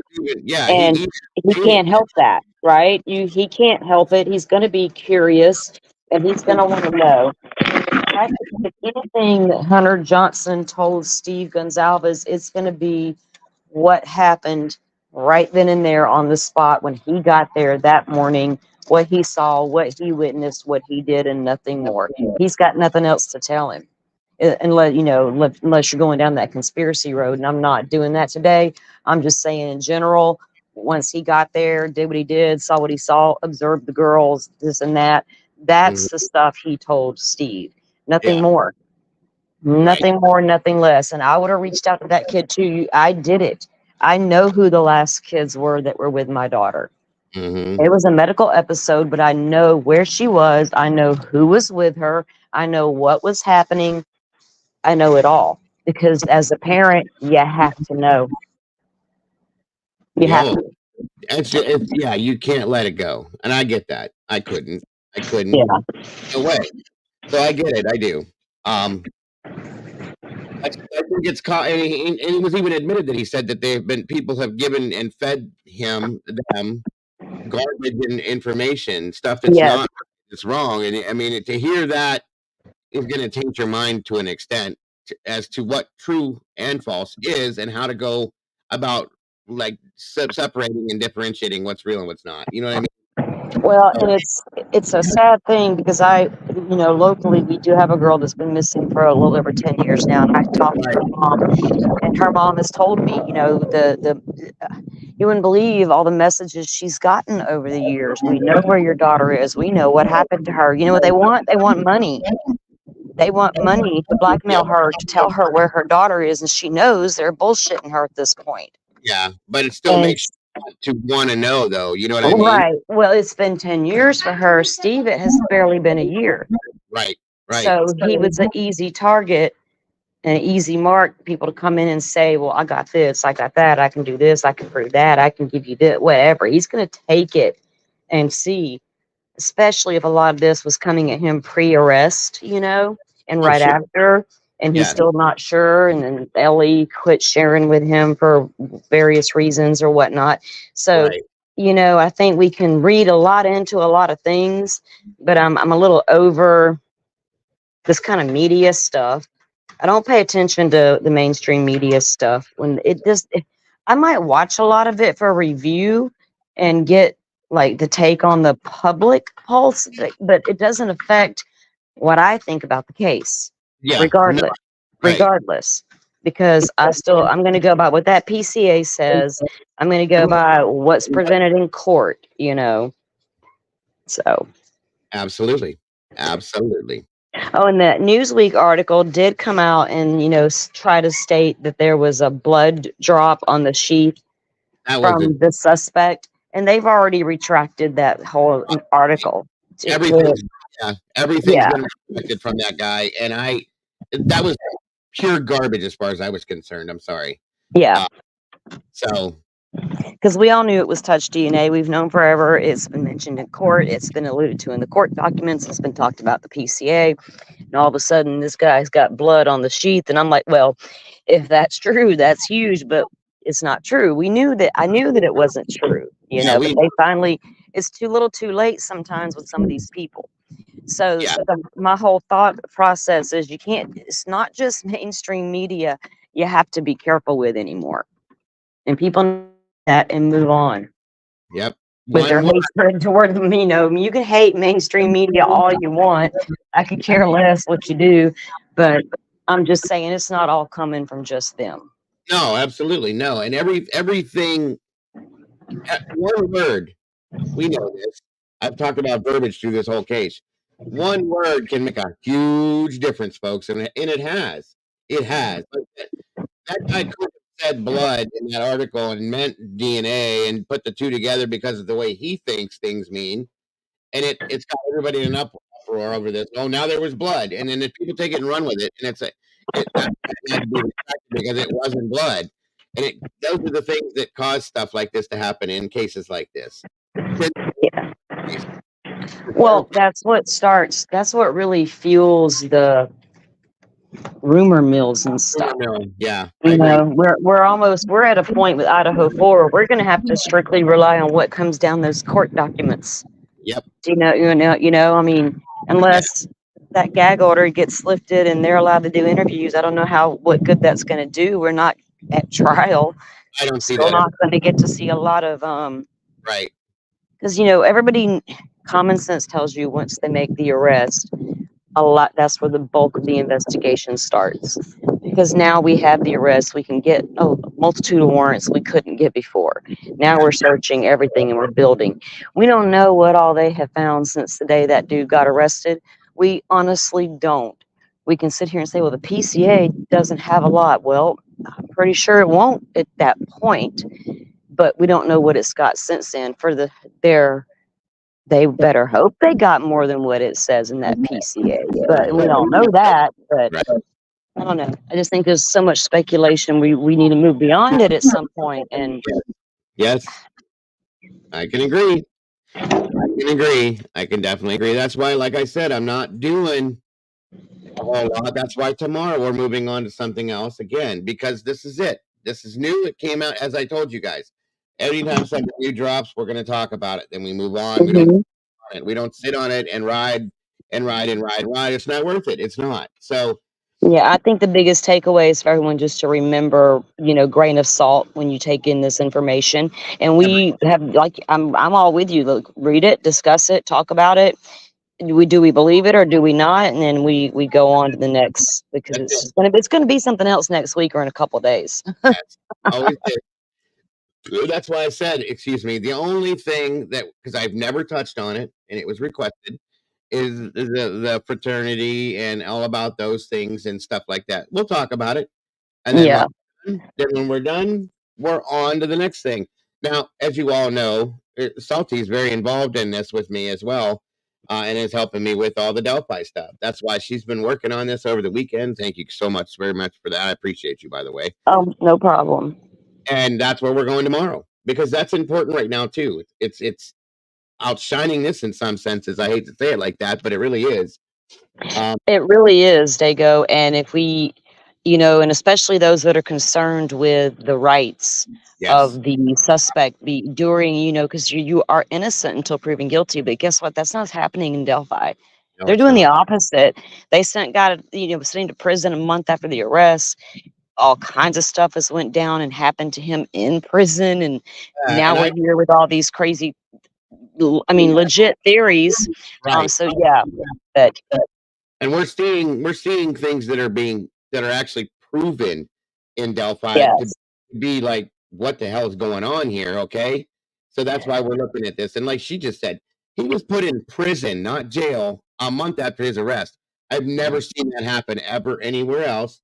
Why? Why did they do that? That's crazy to me. So these are the things that need to be talked about and looked at. Well, you know why they allege. I know why, but I know what they claim they did it for his safety, but that's not what is alleged. No. The two of the Department of Correction guards that work at Westville are allegedly Odinites. So yes, they're the ones that So we'll get more into all of that, but yes, that's allegedly why they moved him there and have kept him there. They've already went to court once and asked to move him, and the judge said no, we're going to leave him where he's at. And then the big memorandum came out. Now they have another emergency order in to move him again, but the judge has not done anything. No new court hearings, no dates, no nothing. We don't know what this judge is doing. Right, and we've seen what Mr. Richard Allen looks like since he was put in prison. He's not the same person, folks, at all.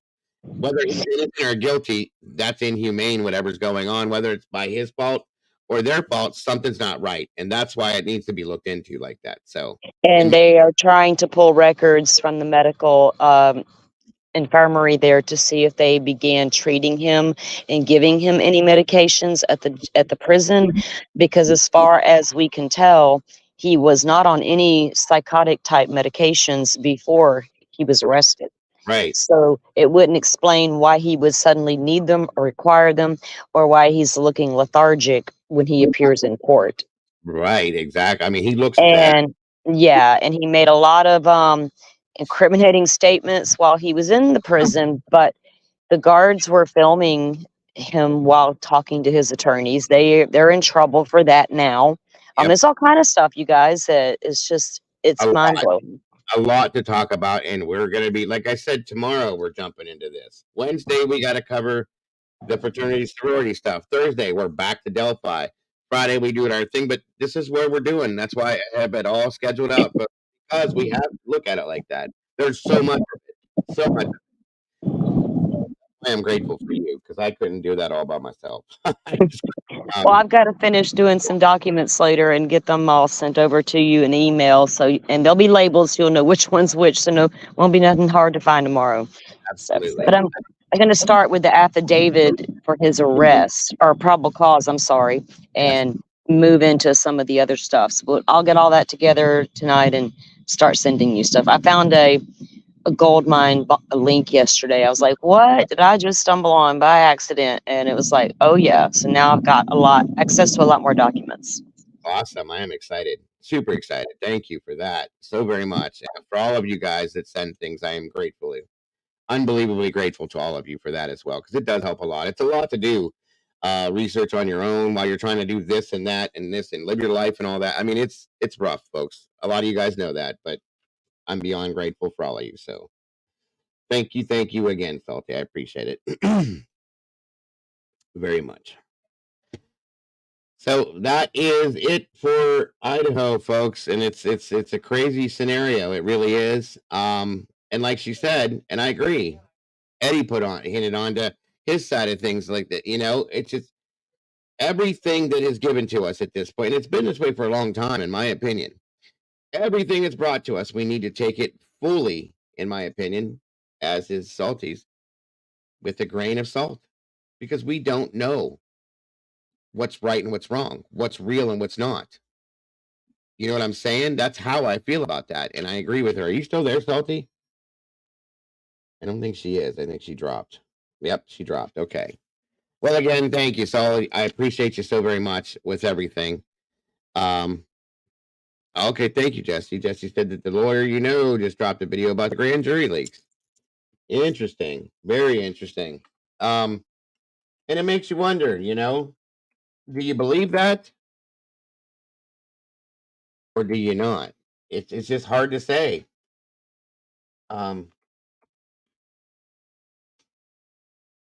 It very much is. Again, thank you very much for that.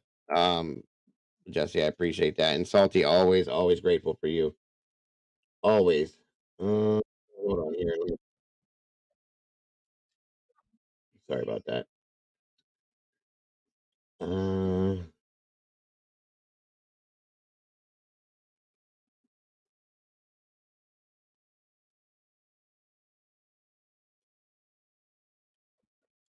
Okay. Oh yeah. Yeah. Truth and Transparency has her video out as well. Where are we at here? All right. Yes. Thank you. I agree. Annie, Salty, Eddie, great call panel members today. I appreciate you guys so very much for all.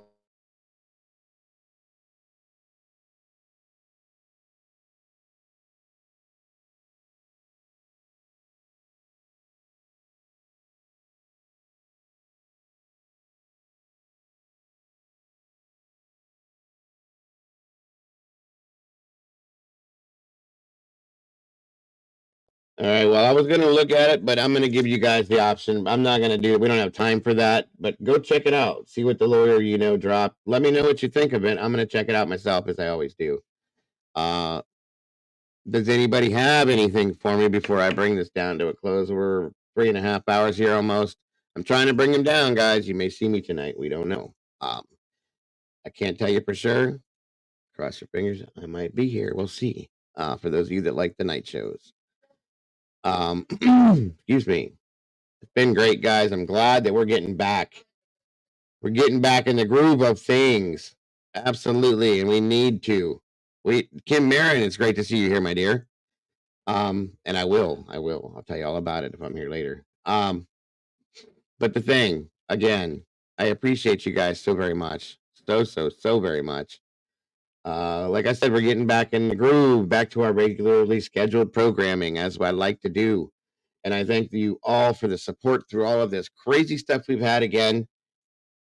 But here we are, guys, because we are strong. And one thing I do want to say, I want to say this. A lot of people, I've heard some comments about the way I greet people. It takes, this and that, how I tell everybody how much I love you guys and appreciate you guys, because I do. And I have to agree. Send me please send me a place. Oh, okay, Cynthia.